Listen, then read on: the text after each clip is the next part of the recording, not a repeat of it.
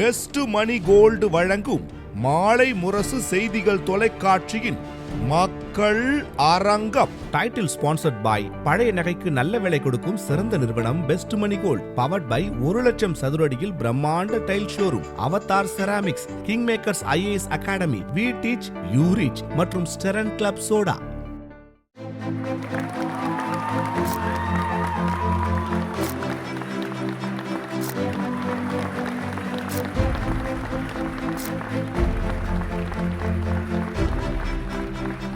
வணக்கம் நேயர்களே, மாலை முரசு செய்திகள் தொலைக்காட்சியின் மக்கள் அரங்கம் நிகழ்ச்சிக்கு உங்களை வரவேற்பதில் மகிழ்ச்சி. தேர்தலுக்கு இன்னும் 20 நாட்களே இருக்கின்றன. ஜனநாயகத்தின் இறுதி எஜமானர்களாகிய மக்கள் தங்களுக்கான அரசை தேர்ந்தெடுக்க உள்ளனர். 4 முனை போட்டி, 4 முனை தலைவர்களும் தமிழக தேர்தல் களத்தில் தீவிரமாக தங்களுடைய பரப்புரை பணிகளை மேற்கொண்டிருக்க மக்களை ஈர்ப்பது யார் என்ற ஒரு மிக முக்கியமான கேள்வி எழுகிறது. அந்த முக்கியமான கேள்வியில் முன்னிலை வகிப்பது யார் என்ற கேள்வியும் கூடுதலாக எழுகிறது. அந்த வகையில் திமுக தலைவர் முதலமைச்சர் திரு மு.க. ஸ்டாலின் தன்னுடைய கூட்டணி கட்சிகளை திறம்பட அரவணைத்து தொகுதி எண்ணிக்கை, தொகுதி ஒதுக்கீடு உள்ளிட்ட அனைத்தையும் சிறப்பாக செயல்பட்டு முடித்திருக்கிறார். தேர்தல் அறிக்கையை மக்களிடம் ஒப்படைத்துவிட்டு அதனுடைய வாக்குறுதிகள் மக்களை கவர்வதாகவும், பரப்புரை கூட்டத்தில் திராவிட மாடல் ஆட்சியின் நன்மைகள், திராவிட மாடல் 2.0 செய்ய போகும் சாதனைகள் என பலவற்றை பட்டியலிட்டு பேசுகிறார். கூடுதலாக எதிரணியினர் அதிமுக, பாஜக தலைவர்களை கடுமையாக விமர்சித்து பேசுவது நிச்சயம் மக்களை சென்று சேர்கிறது, மக்களை ஈர்த்து வருகிறது. எனவே அடுத்த முறையும் எங்களுடைய ஆட்சிதான் என்ற ஒரு நம்பிக்கையை திமுகவினர் வெளிப்படுத்தி வருவதை பார்க்க முடிகிறது. அதிமுக பொதுச் செயலாளர், எதிர்க்கட்சி தலைவர் திரு எடப்பாடி பழனிசாமி தொகுதி எண்ணிக்கை முதல் தொகுதி ஒதுக்கீடு வரை வெகு வேகமாக வியூகமாக செயல்பட்டு தேர்தல் அறிக்கையின் மிக முக்கிய வாக்குறுதிகளை ஏற்கனவே பல கட்டங்களாக வெளியிட்டு அவை அனைத்தும் மக்களை சென்று சேர்ந்திருக்கின்றன. தற்போது பரப்புரையில் தீவிரமாக செயல்பட்டு இந்த திமுக ஆட்சியின் அவலங்கள் என அவர் பட்டியலிட்டு பேசும் பல்வேறு விஷயங்களும் மக்களை சென்று சேர்ந்திருக்கிறது. எனவே அடுத்து இரட்டை இலையே மலரும் என்ற ஒரு நம்பிக்கையை அவர்கள் தரப்பில் வெளிப்படுத்தி வருகின்றனர். கூடுதலாக பாரதிய ஜனதா கட்சி சார்பில் பிரதமர் நரேந்திர மோடியும் 3 முறை தமிழகத்திற்கு வந்து பொதுக்கூட்டங்களில் பங்கேற்று அவருக்கான நம்பிக்கையும் வெளிப்படுத்தி சென்றிருக்கிறார். எனவே அந்த அணி வெற்றி பெறும், மக்களை ஈர்த்து வருகிறது என்ற நம்பிக்கையை வெளிப்படுத்தி வருவதை பார்க்க முடிகிறது. அடுத்ததாக என் வழி தனி வழி என்று இந்த முறையும் தனித்து போட்டி என்ற ஒரு நிலைப்பாட்டில் தொடர்ச்சியாக மக்களை சந்தித்து வரக்கூடிய நாம் தமிழர் கட்சியும் களத்தில் இருப்பதை பார்த்து வருகிறோம்.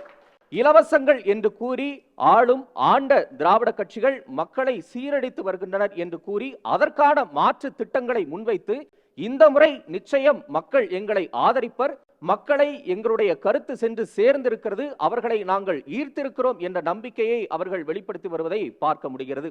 அடுத்ததாக இங்கு 4 முனை போட்டியோ 40 முனை போட்டியோ அல்ல, நடைபெறுவது 2 முனை போட்டிதான். ஒன்று தாவேகா, இன்னொன்று திமுக என்று தன்னுடைய நம்பிக்கையை தமிழக வெற்றி கழக தலைவர் விஜய் தொடர்ச்சியாக வெளிப்படுத்தி வருவதை பார்க்க முடிகிறது. என்னுடைய எல்லா வழிகளையும் கடந்துவிட்டு மக்களுக்கான நன்றி கடனை செலுத்துவதற்காக நான் வந்திருக்கிறேன் என்று ஒற்றை எதிரியாக கூர்மைப்படுத்தி திமுகவை அவர் முன்னிலைப்படுத்தி வருவது நிச்சயம் மக்களை கவரும். அவருடைய வார்த்தைகளுக்கு வலிமை இருக்கிறது, அவை மக்களை சென்று சேரும், மக்களை ஈர்த்து வருகிறது. எனவே தமிழ்நாட்டு மக்களுக்கு நல்லாட்சியை நாங்கள் வழங்குவோம் என்று தமிழக வெற்றி கழகம் தரப்பில் இருந்து கூறுவதையும் பார்க்க முடிகிறது. இப்படி 4 முனை நம்பிக்கையை மக்கள் எப்படி எடை போடுவர், மக்களை இந்த தலைவர்களில் எந்த தலைவர் ஈர்த்திருக்கிறார் என்ற அடிப்படையிலேயே இன்றைய மக்களரங்கம் நிகழ்ச்சியை நாம் கட்டமைத்திருக்கிறோம். நம்மோடு 6 விருந்தினர்கள் இந்த அரங்கத்தை அலங்கரித்திருக்கின்றனர். அவர்கள் தரப்பு கருத்துக்களையும் நிச்சயமாக உங்களிடம் சுவைபட எடுத்து வைக்க காத்திருக்கின்றனர். அந்த வகையில் திமுகவில் இருந்து கலை இலக்கிய பகுத்தறிவு பேரவை மாநில துணைத் தலைவர் திரு போஸ் வெங்கட் இணைந்திருக்கிறார்.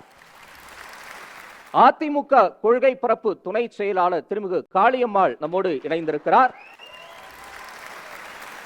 நாம் தமிழர் கட்சியின் மாநில இளைஞர் பாசறை ஒருங்கிணைப்பாளர் திருமிகு தாரிகா சல்மான் இணைந்திருக்கிறார். தமிழக வெற்றி கழகத்தின் செய்தி தொடர்பாளர் திரு ஞானசெல்வின் இன்பராஜ் இணைந்திருக்கிறார். பாரதிய ஜனதா கட்சியின் மாநில இளைஞரணி தலைவர் முனைவர் SC சூர்யா இணைந்திருக்கிறார். ஊடகவியலாளர் திரு ஜீவசகாப்தன் நம்மோடு இணைந்திருக்கிறார். தீவிரமடையும் தேர்தல் களம், மக்களை ஈர்ப்பது யார்? நம் நிகழ்ச்சியின் முதல் பேச்சாளராக தமிழக வெற்றி கழகத்தின் செய்தி தொடர்பாளர் திரு ஞானசெல்வன் இன்பராஜ் அவர்களை பேச அன்போடு அழைக்கிறேன். இன்று அரசியல் களம் எதை நோக்கி பயணித்துக் கொண்டிருக்கின்றது? பீட்டர் பேட்ரிக் என்கின்ற ஒரு மேல்நாட்டு அறிஞன் மிக அழகாக எடுத்து வைப்பான். மக்களுக்கு தேவையான நன்மையை எவன் ஒருவன் எடுத்து கொடுப்பதற்கு தன்னை தயார்படுத்தி கொண்டு பயணிக்கின்றானோ அவன்தான் ஒருவன் தலைமைக்கான தகுதி உள்ளவன். இன்றைய சூழலில் அந்த தலைமைக்கான தகுதியை தமிழக வெற்றி கழகத்தின் தலைவர் விஜய் அவர்கள் எடுத்திருக்கிறார் என்கின்ற நிலைப்பாடை நாங்கள் இங்கு எடுத்து வைக்கிறோம். இங்கு இதற்கு முன்பு நாம் அரசியல் களங்களை புரட்டி பார்க்கின்ற பொழுது எங்களை பொறுத்த மட்டில் ஒரே கோட்பாடோடு நிற்கின்றோம். துரோணர் அர்ஜுனனை பார்த்து சொல்லுவார், அங்கே குருவி இருக்கிறது, நீ அந்த குருவியை பார், அதிலே உன்னுடைய அம்பு பாய வேண்டும் என்று. அர்ஜுனன் அந்த குருவியை பார்த்து கொண்டிருப்பான். துரோணர் வந்து கேட்பார், உனக்கு அங்கு என்ன தெரிகிறது என்று. எனக்கு அந்த குருவி மட்டும்தான் தெரிகிறது என்று அர்ஜுனன் சொல்லுவான். அதே துரியோதனன் எனக்கு மரம் தெரிந்தது, பக்கத்தில் இருக்கக்கூடிய வீடு தெரிந்தது என்ற கதைகள் எல்லாம் சொல்லுவான். இங்கு எங்களை பொறுத்த மட்டில் நாங்கள் மற்ற கட்சிகளை குறைவாக மதிப்பிடவில்லை. அவர்களுக்கான திறன் அவர்களிடம் இருக்கிறது. அது எங்களுடைய களம் அல்ல. எங்களை பொறுத்த மட்டில் திராவிட முன்னேற்ற கழகத்தை மையப்படுத்தி தமிழகத்தில் நடந்து கொண்டிருக்கக்கூடிய அநியாயத்தையும் அது சார்ந்து இங்கு நடைபெற்று கொண்டிருக்கக்கூடிய மக்கள் விரோத ஆட்சியையும் இந்த மண்ணிலிருந்து அகற்ற வேண்டும் என்கின்ற நிலைப்பாட்டோடு மிக தெளிவாக எங்களுடைய களத்தை எடுத்துக்கொண்டு பயணிக்கின்றோம். அதனால்தான் மக்களை ஈர்க்கக்கூடிய தலைவராக எங்களுடைய தார்மீக தலைவர் விஜய் அவர்கள் உயர்ந்து கொண்டிருக்கிறார் என்பதுதான் களம்.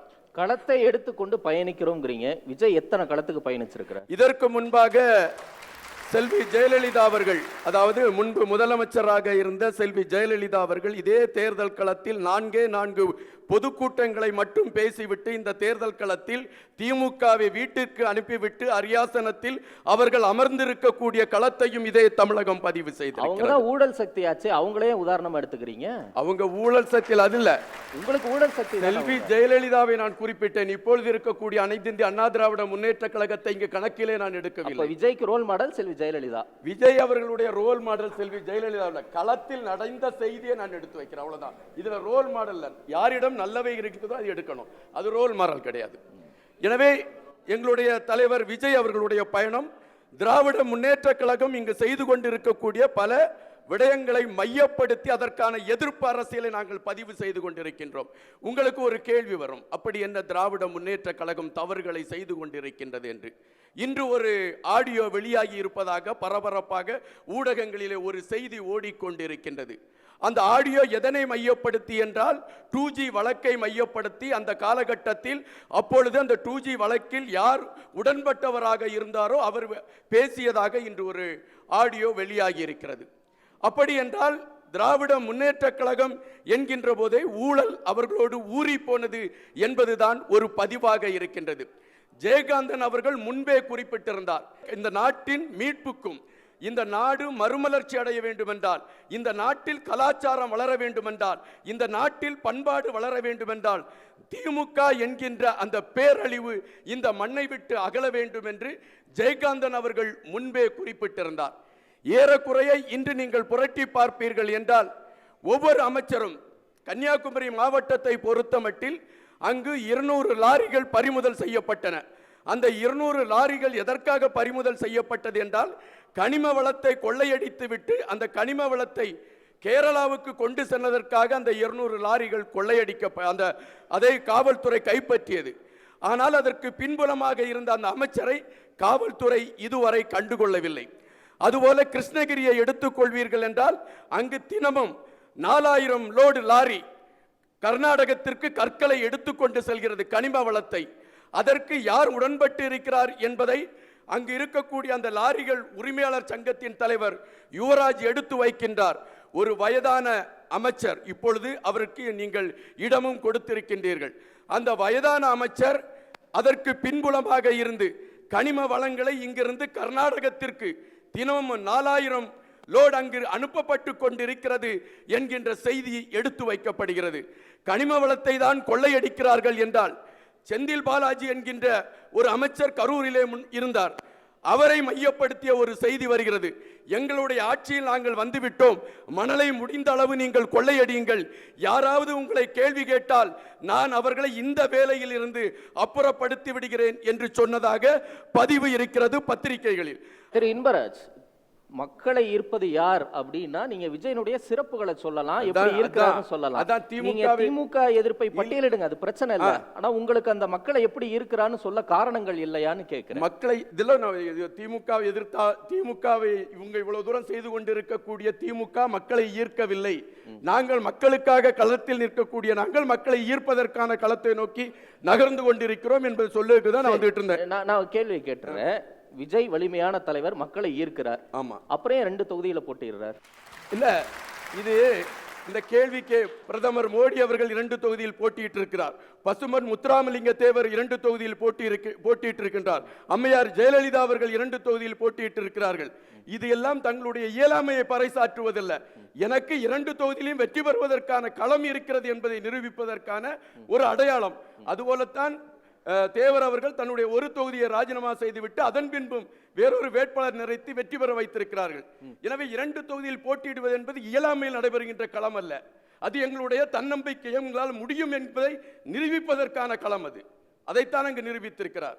இது பயத்தில் எல்லாம் நாங்கள் அப்படியெல்லாம் இல்லை. நீங்க ஏதாவது ஒரு தலைவரை போய் சொல்லுங்கள். எங்களுடைய தலைவருக்கு கூடக்கூடிய கூட்டத்தில் ஒரு 1/4 பங்கு கூட்டத்தை காசு கொடுக்காமல் கூட்டிவிட்டால் இந்த மேடையிலே பேசுவதை விட்டுவிட்டு நான் சென்று விடுகிறேன். யோகி பாபுக்கு அதே கூட்டத்தை கூட்டி காட்டுங்கள் ஐயா, அதே கூட்டத்தை நீங்கள் கூட்டி காட்டுங்கள், நாங்கள் அமைதியாக நான் இருந்து விடுகிறேன். வரலாறுகளிலே சில விடயங்களை பதிவு செய்கின்ற பொழுது அதை ஏற்றுக்கொள்ள வேண்டும். இன்று தமிழக அரசியல் களத்தில் நீங்கள் எப்பக்கம் புரட்டி பார்த்தாலும் விஜய் என்கின்ற மந்திர சொல்லுக்கு கூடக்கூடிய கூட்டம் வேறு எந்த அரசியல் கட்சி தலைவர்களுக்கும் இல்லை என்பது ஒத்துக்கொள்ளக்கூடிய ஒரு களமாக இருக்கிறது. மக்களை விஜய் அவர்கள் எப்படி ஈர்த்து கொண்டிருக்கிறார் என்பது கேள்வி. இன்று இருக்கக்கூடிய அரசியல் களத்திலே பாருங்கள், ஒவ்வொரு தலைவர்களும் எந்த கோணத்தை நோக்கி நகர்ந்து கொண்டிருக்கின்றார்கள் என்று. திமுகவை மையப்படுத்தி பேசுகின்ற பொழுது கலைஞர் கருணாநிதி அவர்கள் தமிழகத்திலே அவர்கள் தன்னை அரசியல் களத்தில் அடையாளப்படுத்திய பொழுது இன்று அவர்களுடைய குடும்பத்தை சார்ந்தவர்கள் எங்கெங்கெல்லாம் கோலோச்சி கொண்டிருக்கிறார்கள் என்பதை நீங்கள் பாருங்கள். உங்களுக்கு வரலாறு சொல்லும். கருணாநிதி அவர்களோடு இருந்த பேராசிரியர் அன்பழகன் அவர்களுடைய குடும்பம் இப்பொழுது எங்கிருக்கிறது என்று தேடி பாருங்கள், உங்களுக்கு வரலாறு பதிவு செய்யும்.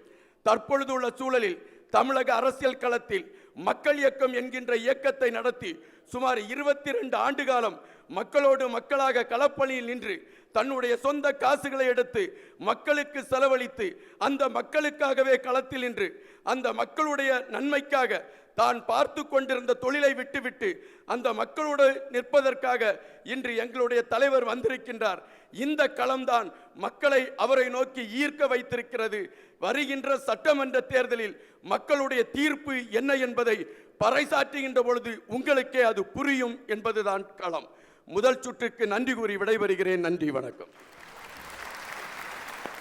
நன்றி திரு ஞானசெல்வன் இன்பராஜ். தொடர்ந்து நாம் தமிழர் கட்சியின் திருமிகு தாரிகா சல்மான் அவர்களை பேச அன்போடு அழைக்கிறேன். எங்கள் வாழ்வும் எங்கள் வளமும் மங்காத தமிழ் என்று சங்கே முழங்கு சங்கே முழங்கு. காலகாலமாக தேர்தல் அப்படிங்கிறது மக்கள் கையில் மையும் மந்திரி வாயில் பொய்யுமா தான் இருக்கு. இல்லைன்னு யாராச்சும் சொல்லுங்களேன். ஒரு அரசியல் கட்சி அது தேர்தலை சந்திக்கணும் அப்படின்னா மக்களை ஈர்க்கணுமா இல்லை மக்கள் நம்பிக்கையை பெறணுமா? ஒரு காந்தம் இரும்பை ஈர்க்குங்க, இரும்பு துகள்களை ஈர்க்கும். அப்படி மக்களை ஈர்க்கணுமா இல்லை மக்களின் மன நம்பிக்கையை பெறணுமா அப்படின்னு யோசிச்சிங்கன்னா நாம் தமிழர் கட்சி மட்டும்தான் மக்களின் நம்பிக்கையை பெறுவதற்காக உழைத்து கொண்டிருக்கக்கூடிய கட்சி. மற்றதெல்லாம் கவர்ச்சியான திட்டங்கள், வாக்குக்கு காசு கொடுக்கறது, கவர்ச்சியான திட்டங்கள், கலர் திட்டங்கள், இலவச திட்டங்கள், இதெல்லாம் கொடுக்க வேண்டிய அவசியம் என்ன? அப்போ மக்களின் மனநிலை என்ன? உழைப்புக்கு இங்கே மரியாதை கிடையாதா? இலவசத்தை நீங்கள் ஏன் கொடுக்குறீங்க? ஒரு படத்தில் ஐயா ரஜினிகாந்த் அவர்கள் சொல்லுவார், வருசலாக ஜனங்க நின்று வேட்டி சேலை வாங்கிட்டு இருப்பாங்க ஒரு பண்ணையார்கிட்ட. அப்போ சொல்லுவாங்க, வேட்டி சேலை கொடுக்காதீங்க ஐயா, வேலை வெட்டி கொடுங்க, வேலை வெட்டி வந்துச்சுன்னா சேலை வேட்டி தானா வரும்னு சொல்லுவார். அப்போ இலவசங்களுக்காக கையேந்திர நிலையிலிருந்து என் மக்களை வாழ்வாதாரத்தில் உயர்த்துங்க அப்படின்னு ஒரு கொள்கை முழக்கம் நாம் தமிழர் கட்சி வைக்கிது. ஒரு காலமும் நாம் தமிழர் கட்சி இலவசங்களை ஆதரிக்காது. மக்களுக்கு எதை இலவசமாக கொடுக்கணும்? கல்வியை இலவசமாக கொடுங்க, மருத்துவத்தை இலவசமாக கொடுங்க, உயிரை காக்கக்கூடிய மருத்துவத்தையும் உயர்வான கல்வியையும் இலவசமாக கொடுங்கன்னு நாங்கள் சொல்கிறோம். இங்கே ஏற்கனவே கல்வியெல்லாம் இலவசமாக தான் இருக்குது அப்படின்னு அவசர அவசரமாக தயாராவாங்க. இலவசமாக இருக்கக்கூடிய கல்வி உலகத்தரம் வாய்ந்ததாக இருக்கா? திமுக அதிமுகவை சேர்ந்த பிரமுகர்களுக்கும் அமைச்சர்மாருக்கும் எம்எல்ஏ எம்பி ஆட்களுடைய பிள்ளைகள் அங்கே தான் படிக்குதா? இலவச மருத்துவமனையில் தான் இவங்கெல்லாம் மருத்துவம் பார்க்குறாங்களா? அப்போ அதைத்தான் நாங்கள் சொல்கிறோம். இலவச கல்வி நிலையங்களோடையும் இலவச மருத்துவமனைகளுடைய தரங்களை உயர்த்தணும். நாம் தமிழர் கட்சி வந்தோம்னா அதை செய்வோம்னு சொல்கிறோம்.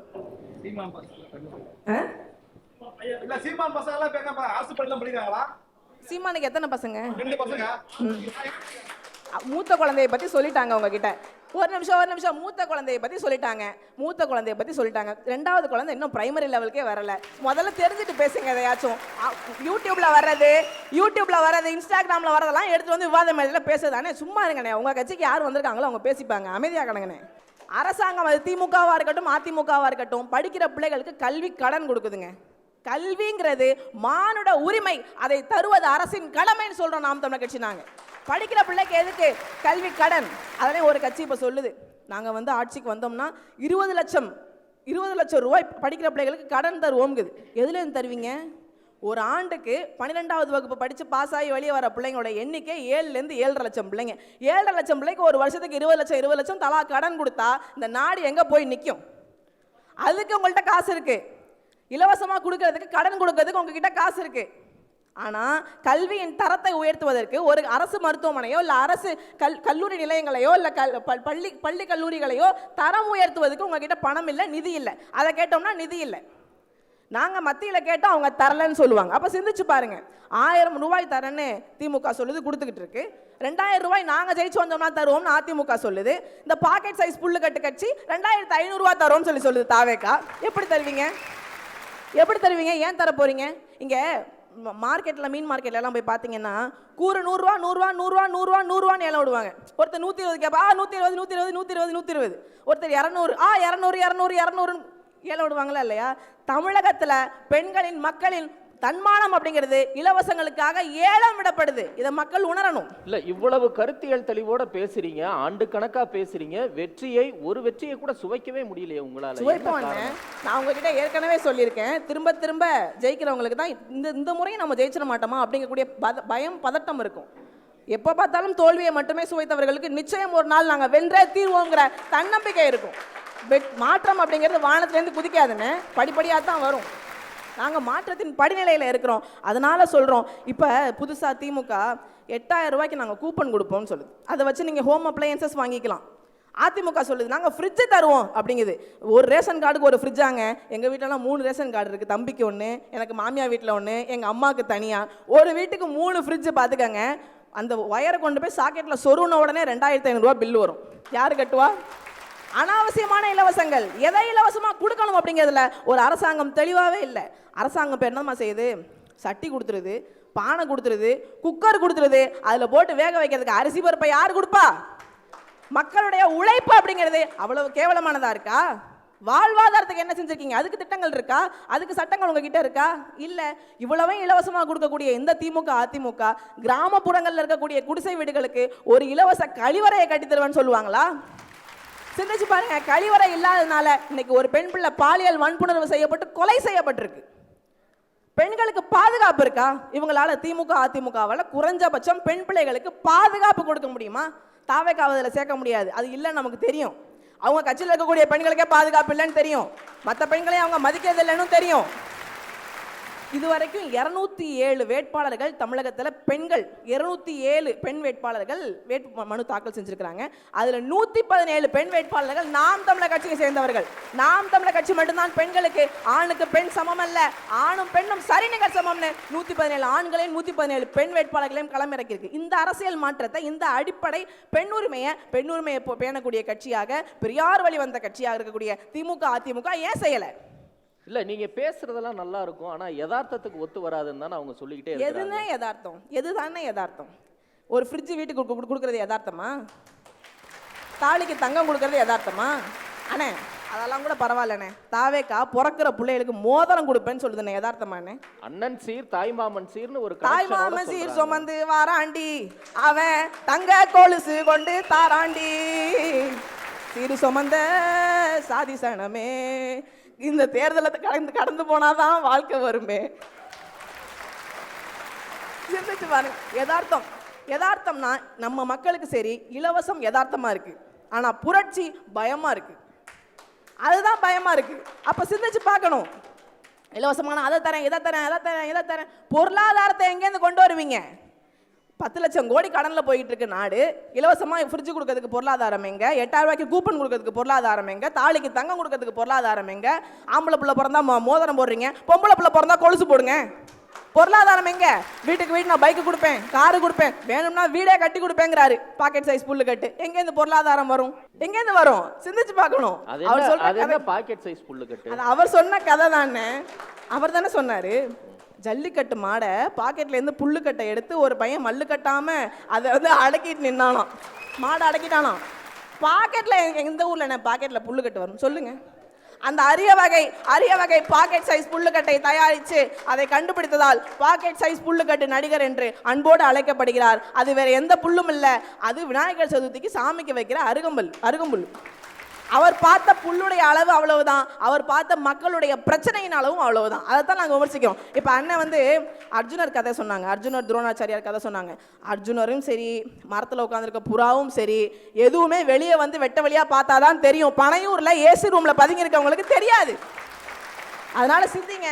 நாம் தமிழர் கட்சி என்ன சொல்கிறோம்? அனைவருக்கும் உலகத்தரம் வாய்ந்த சமமான கல்வி இலவசம், கல்விக்கேற்ற வேலை, வேலைக்கேற்ற சம்பளம், அதை கொண்டு வாழக்கூடிய ஒரு பெருமைமிக்க வாழ்வு, நோயில்லா உணவு, அதுவே எங்கள் கனவு, சுத்தமான சுகாதாரமான காற்று, படிக்க நல்ல கல்வி, பார்க்க நல்ல வேலை, நடக்க தூய்மையான பாதை, எரிக்க தடையில்லா மின்சாரம், குடிக்க ஒரு மாசற்ற நீர், சுவாசிக்க கந்தக புகையற்ற ஒரு காற்று. அவ்வளவுதான் என் மக்களுடைய அடிப்படை தேவை. இதெல்லாம் நாங்கள் இலவசமாக கொடுப்போம்னு சொல்கிறோம். இதை தாண்டி ஒரு இலவசம் மக்களுக்கு தேவைப்பட்டுச்சுன்னா நீங்கள் எனக்கு சொல்லுங்க. நன்றி.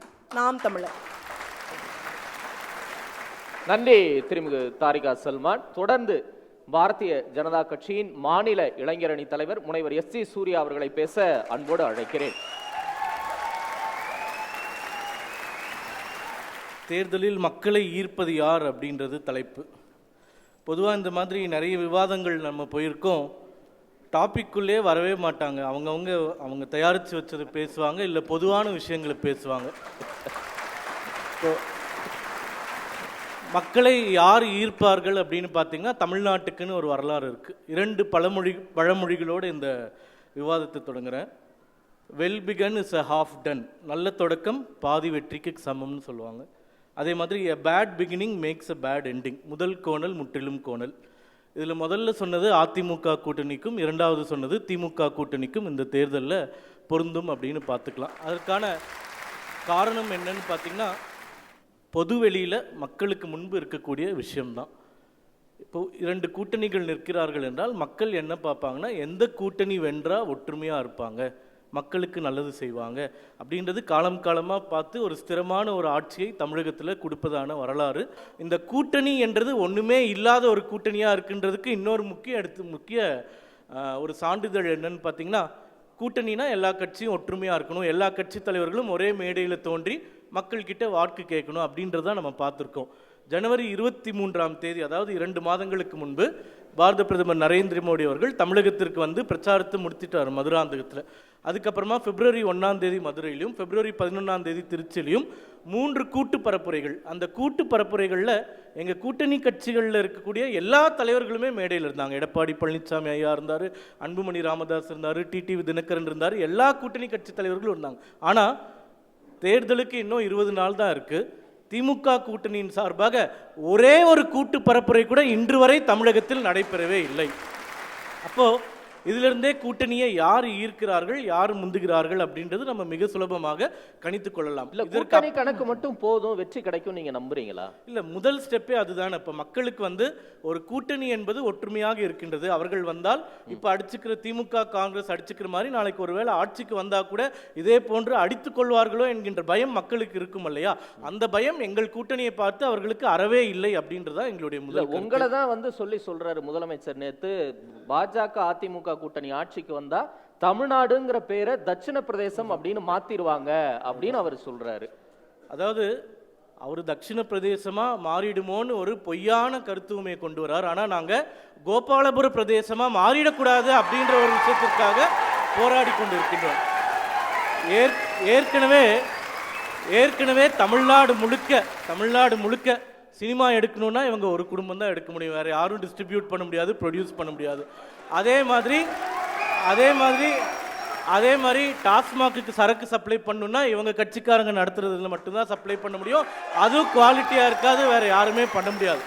அதே மாதிரி இருக்கக்கூடிய அனைத்து பிஸ்னஸையும் மினரல் வாட்டர் தயாரிக்கிறது முதற்கொண்டு ஸ்கூல் நடத்துறதுலேருந்து காலேஜ் நடத்துறதுலேருந்து நீட்டு வேணான்னு சொல்லிட்டு நீட்டு ஸ்பெஷல் கோச்சிங் கொடுக்கக்கூடிய கல்லூரிகள்லேருந்து பள்ளிக்கூடங்கள் வரைக்கும் நடத்துகிற வரைக்கும் எல்லா வணிகத்தையும் திமுக கட்சியினர் ஒருவரே நடத்தி வருவதனால எங்கள் பதில் என்னவென்றால் முதல்வர் அவர்களுக்கு தட்சிண பிரதேசம் என்று மாறுவதற்கு வாய்ப்பே இல்லை. ஆனால் ஏற்கனவே பாதி கோபாலபுர பிரதேசமாக மாறிவிட்டது, மீண்டும் அது தொடரக்கூடாது என்பதற்காக அதிமுக கூட்டணி ஆட்சிக்கு வர வேண்டும் அப்படின்றதான் எங்களுடைய கருத்து. இப்போது தேர்தல் வாக்குறுதி திமுகவில் 2 நாட்களுக்கு முன்பு வெளியிட்டிருக்காங்க. பொதுவாக திமுக தேர்தல் வாக்குறுதியை ஹீரோ அப்படின்னு சொல்லுவாங்க. போன தேர்தலையும் சரி, 2006 தேர்தலில் டிவி கொடுக்குறோன்னு சொன்னதாகட்டும், இந்த தேர்தலில் திமுக தேர்தல் வாக்குறுதியை வெளியிட்டுட்டாங்கன்றதே மக்கள் யாருக்குமே தெரியாத அளவுக்கு ஒரு மிகப்பெரிய ஜீரோ தேர்தல் வாக்குறுதி வந்திருக்கு. 8000 ரூபாய் கூப்பனை பெருமிதமா சொல்றாங்களே. 8000 ரூபாய் கொடுப்போம்னு சொல்றாங்க. அந்த 8000 ரூபாய் எங்க கொடுப்பாங்கன்னா திமுக கூட்டணியில காங்கிரஸ் கட்சி இருக்காங்களே, அவங்க வசந்த் அண்ட் கோல மட்டும் வாங்குற மாதிரி அதுல கூட பணம் திருடுவதற்காக கூட்டணி வைத்திருக்கிறார்கள். நாங்கள் என்ன சொல்கிறோன்னா 505 வாக்குறுதிகள் கொடுத்தாங்க திமுக அரசு. அதில் 369 வாக்குறுதி ஏற்கனவே நிறைவேற்றவே இல்லை. அதை ஈஸியாக சொல்லிட்டு போகிறத விட்டு புதுசாக ஒரு கமிட்டி போட்டு புதுசாக அதுக்கு கஷ்டப்பட்டுட்டு புதுசாக எதுக்கு அறிவிக்கணும் அப்படின்றது தேவையில்லை. இவர்கள் கொடுத்த பிரதான வாக்குறுதிகளில் 5 வாக்குறுதிகளை நிறைவேற்றவே இல்லை. முதல் வாக்குறுதி நீட் ஒழிப்பு, முதல் கையெழுத்திலே நீட்டை ஒழிச்சிடுவோன்னு சொன்னவங்க இன்னைக்கு திமுக நடத்தக்கூடிய அரசாங்க பள்ளிகளில் நீட் பயிற்சி வகுப்புகள் நடைபெற்று கொண்டிருக்கின்றது என்றால் நீட்டை ஒழிப்போம் என்று போய் சொல்லி ஆட்சிக்கு வந்துவிட்டார்கள். அடுத்தது மின் கட்டணத்தை மாதத்திற்கு ஒரு முறை மாற்றுவோம்னு சொன்னாங்க, மாற்றல. கேஸ் சிலிண்டருக்கு 100 ரூபாய் மானியம் கொடுப்போம்னு சொன்னாங்க, கொடுக்கல. ஜல்லிக்கட்டு காளை வளர்ப்பவர்களுக்கு மாதம் 1000 ரூபாய் கொடுப்போம்னு சொன்னாங்க. இவர்கள் சொன்ன 369 வாக்குறுதிகள் நிறைவேற்ற முடியவில்லை என்று எங்களால் ஆணித்தரமாக சொல்ல வேண்டும். ஆனால் ஒரு முதலமைச்சர் தமிழகத்தில் மட்டுமில்லை, இந்த பிராந்தியத்திலே மட்டுமில்லை, உலகத்திலையுமே எங்கேயுமே நாங்கள் பார்த்ததில்ல, ஒரு முதல்வர் தொடர்ந்து பொய்களை மட்டுமே பேசிக்கொண்டு இருக்கக்கூடிய ஒரு முதல்வராக திரு ஸ்டாலின் அவர்கள் தான் இருக்கிறார். அதாவதுங்க செப்டம்பர் 13, 2023 சிறிதும் கூச்சமின்றி 505 வாக்குறுதிகளில் 99% வாக்குறுதிகளை நிறைவேற்றி விட்டோம் என்று மக்களிடம் பச்சை பொய் சொல்லிய முதல்வர் தான் மு.க. ஸ்டாலின் என்பதை நீங்கள் மறந்துவிடக்கூடாது. அதுவே பாருங்களேன், 22 ஜனவரி 2025 99% நிறைவேற்றிவிட்டோம் என்று சொன்ன அதே முதல்வர் தான் 99 77 குறைச்சிக்கிட்டு 77 முடிச்சிட்டோம்னு சொன்னார். அடுத்தது பிப்ரவரி 19, 2025 77லேருந்து 90 ஜம்ப் ஆயிடுச்சு. அடுத்தது ஜனவரி 2026 அவங்க 80% குறைச்சிட்டாங்க. இந்த மாதிரி மாற்றி மாற்றி எப்படி சென்னை மழையில் 6000 கோடி ரூபாய்க்கு பேக்கேஜ் போட்டுட்டோம்னு சொல்லி மக்களை ஏமாற்றினார்களோ அதே போன்று இவர்கள் கொடுத்த வாக்குறுதிகளில் 369 வாக்குறுதிகளை நிறைவேற்றவில்லை. இப்போ அவங்க ஏமாத்திட்டாங்க. நீங்க பட்ஜெட்ல ஒண்ணுமே கொடுக்கலன்னு போற இடத்துல எல்லாம் முதலமைச்சர் சொல்றாரு. அவங்க சொன்ன, அதாவது இது பட்ஜெட்ல கொடுக்கலன்னு சொன்னதுக்கு தான் எடுத்துட்டு வந்திருக்கு. இது 2021 திமுக அரசாங்கம் வெளியிட்ட தேர்தல் வாக்குறுதி மற்றும் மொத்தம் 505 வாக்குறுதிகள்.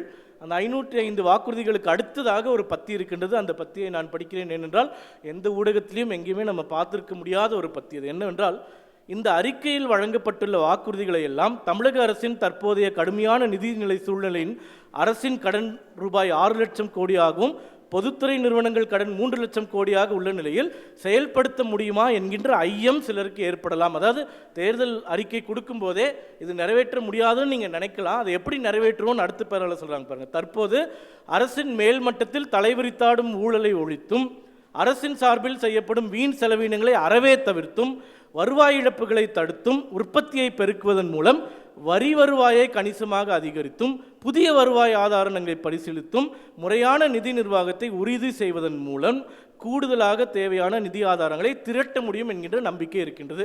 இதில் எங்கேயாச்சும் மத்திய அரசாங்கம் பணம் கொடுக்கலன்னு எழுதியிருக்காங்களா? மத்திய அரசாங்கத்திலிருந்து இவ்வளோ பணம் கொடுக்கணும்னு எழுதியிருக்காங்களா? இல்லை. இப்போது அவங்களே சொல்கிறாங்க வீண் செலவீனங்களை குறைப்போன்னு சொல்லுவாங்க. ஆனால் சென்னையில் ரேஸ் கார் நடத்துறதுக்கு 50 கோடி ரூபாய் செலவு பண்ணுவாங்க செல்வந்தர்கள் செலவு பண்ணுறதுக்காக. நான் சில எண்களை சொல்கிறேன். அந்த எண்களை பார்த்தால் உங்களுக்கு என்ன ஞாபகம் வருதுன்னு தயவு செஞ்சு சொல்லுங்கள். 2, 5, 9, 14, 21, 23, 25, 31, 43, 55, 66, 78, 86. இந்த எண்கள் என்னவென்றால் 2 வயது குழந்தையிலிருந்து 86 வயது மூதாட்டி வரை இதே தமிழ்நாட்டில் பாலியல் வன்புணர்வு செய்யப்பட்டு கொல்லப்பட்டு கொண்டிருக்கிறார்கள். அதற்கு காரணம் என்னன்னு பார்த்தீங்கன்னா கஞ்சாவும் போதையும் டாஸ்மாக்கும் தான். டாஸ்மாக் கதையை பேச போக ஆரம்பித்தோம்னா இவங்க பிளாக்ல சரக்கு விற்கிறதுலேருந்து கடைகளை குறைக்காமல் ஏற்றுக்கொண்டே இருப்பதிலிருந்து தமிழ்நாட்டை ஒரு குடிகார மாநிலமாக மாற்றி 55,000 கோடி ரூபாயை அதன் மூலம் வருமானமாக பெற்று மக்களுக்கு வெறும் 1000 ரூபாய் கொடுத்து மீண்டும் ஆட்சிக்கு வந்துவிடலாம் என்று மோசமான ஒரு ஆட்சியை நடத்தி வருகிறார்கள். மிக நிச்சயமாக வரக்கூடிய தேர்தலில் எப்படி கூட்டணி அறிவிப்பதிலும் தேர்தல் அறிக்கை வெளியிடுவதிலும் பிரச்சாரத்திற்கு போவதிலும் எடப்பாடி பழனிசாமி அவர்கள் முந்தி இங்கே தமிழக தேர்தல் களத்தை சூடு கிளப்பினாரோ அதே போன்று வரக்கூடிய தேர்தல் முடிவுகளிலும் அதிமுக தலைமையிலான கூட்டணி பிரம்மாண்ட வெற்றியை பெற்று அடுத்த மாதத்தில் இன்னும் ஒரே ஒரு மாதத்தில் எடப்பாடி பழனிசாமி அவர்கள் இங்கே முதலமைச்சராக ஆட்சி கட்டிலில் அமர்வார் அமர்வார் அமர்வார். இதை யாராலையும் தடுக்க முடியாது என்ற கருத்துடன் என்று உரையை முடித்துக் கொள்கிறேன். நன்றி, வணக்கம். நன்றி திரு எஸ்.சி. சூர்யா. தொடர்ந்து தன்னுடைய முதற்கட்ட கருத்தை முன்வைக்க ஊடகவியலாளர் திரு ஜீவசகாப்தன் அவர்களை பேச அன்போடு அழைக்கிறேன். இவர் நம்ம சகோதரர் விஜய் கட்சியினுடைய ஆதரவாளர் சில விஷயங்களை சொன்னார். ஏன் 2 தொகுதி முதல் தேர்தலை சந்திக்கிறீங்க, வந்த ஒரு 5-6 இடைத்தேர்தல் மக்களவையை சந்திக்கல, அங்கே நான் மட்டும் எப்படியாவது ஜெயிச்சிடணுங்கிறதுக்காண்டி என் ஜாதிக்காரன் என் மதத்துக்காரன் எங்கே இருக்கான்னு பார்த்து அதுவும் 2 தொகுதி. இது எப்படி தலைமை பண்பாக இருக்க முடியும்? மற்ற கேண்டிடேட்லாம் பார்த்துருக்கீங்களா? விஜய் கட்சியினுடைய மற்ற கேண்டிடேட்லாம் இந்த கில்லி படத்தில் விஜயோட அப்பா ஃபோன் எடுப்பார், பேர் கொக்கி குமார், நொச்சி குப்பம் வவ்வால். அதே மாதிரி தான் கேண்டிடேட்டு. 234 தொகுதியில் 115 பேர் அதர் கட்சி காத்துக்கிட்டே இருந்திருக்காங்க. திமுக கேண்டிடேட் முடிஞ்சிருச்சு தலைவா, அதிமுக கேண்டிடேட் முடிஞ்சிருச்சு, எப்படியும் அதிருப்தியாளர்கள் வருவான்ட்டு 106 பேர் எடுத்து போட்டிருக்கிறாங்க. மீதி இருக்கிறதா யாருன்னு பார்த்தீங்கன்னா யாரோ கோயம்புத்தூரில் ஒரு டாக்டரை போட்டிருக்காங்க. எனக்கு மகிழ்ச்சியாக இருந்துச்சு, பெண்கள் படித்தவங்க டாக்டரை விஜய் போட்டிருக்காரு. பார்த்தா அது ஜோசியத்தின் மூலமாக கேன்சரை ட்ரீட்மெண்ட் தான். ஜோசியத்தின் மூலமாக கேன்சரை ட்ரீட் பண்ணுறாங்களாம். குழந்தை இல்லைன்னா ஜோசியத்தின் மூலமாக ட்ரீட் பண்ணுவாங்களாம். ஏன்னா குழந்தை இல்லைன்னா ஜோசியம் பண்ணி எப்படியா குழந்தை பிறக்க வைக்க முடியும்? அந்த அம்மா அப்படி சொல்லி சம்பாதிச்சுக்கிட்டு இருந்திருக்கு. அது ஒரு இல்லீகல் ஃப்ராடு. அதுக்கு சீட்டு கொடுத்து இவர் வழக்கம் போல் இப்படிலாம் பண்ணியிருக்காங்க. இதில் விஜய் சொல்கிறாரு, இந்த கேண்டிடேட் செலெக்ஷனில் ஒருத்தர் கூட மற்றவங்க இல்லை, நானே பார்த்து செலக்ட் பண்ணேன் அப்படிங்கிறார். ஐயோ, பார்த்து இப்படியா? அது தூத்துக்குடியில் யாரோ ஒரு அஜித்தான ஒரு மீனவ பெண்மணி இந்த கட்சியை நம்பி ஏதோ அவங்க போராட்டம்லாம் பண்ணியிருக்காங்கன்னா கடைசியில் அதெல்லாம் லிஸ்ட்லேயே இல்லை பாவம். யார் பார்த்தா இவரு கூட இந்த நடிகர் பேர் கூட தெரியல, ஒரு காமெடி நடிகர் அவரை போட்டிருக்காங்க, ஸ்ரீநாத். ஆமாம், ஸ்ரீநாத். காமெடி நடிகர்லேயே அவர் பிரபலம் கிடையாது. பிரபலமான காமெடி நடிகராக இருந்தால் கூட பரவாயில்ல, காமெடி நடிகர்லாம் ஒரு பரோட்டா சூரி அந்த ரேஞ்சுக்கு இருந்தால் பரவாயில்ல, காமெடி நடிகர்லேயே அவர் பிரபலம் கிடையாது. ஆமாம், அவரை விஜயோட ஃப்ரெண்டு அப்படின்னு. விஜயோட ஃப்ரெண்டுன்னா அவர் எப்படி இருப்பார்? அவர் ஒரு கேண்டிடேட்.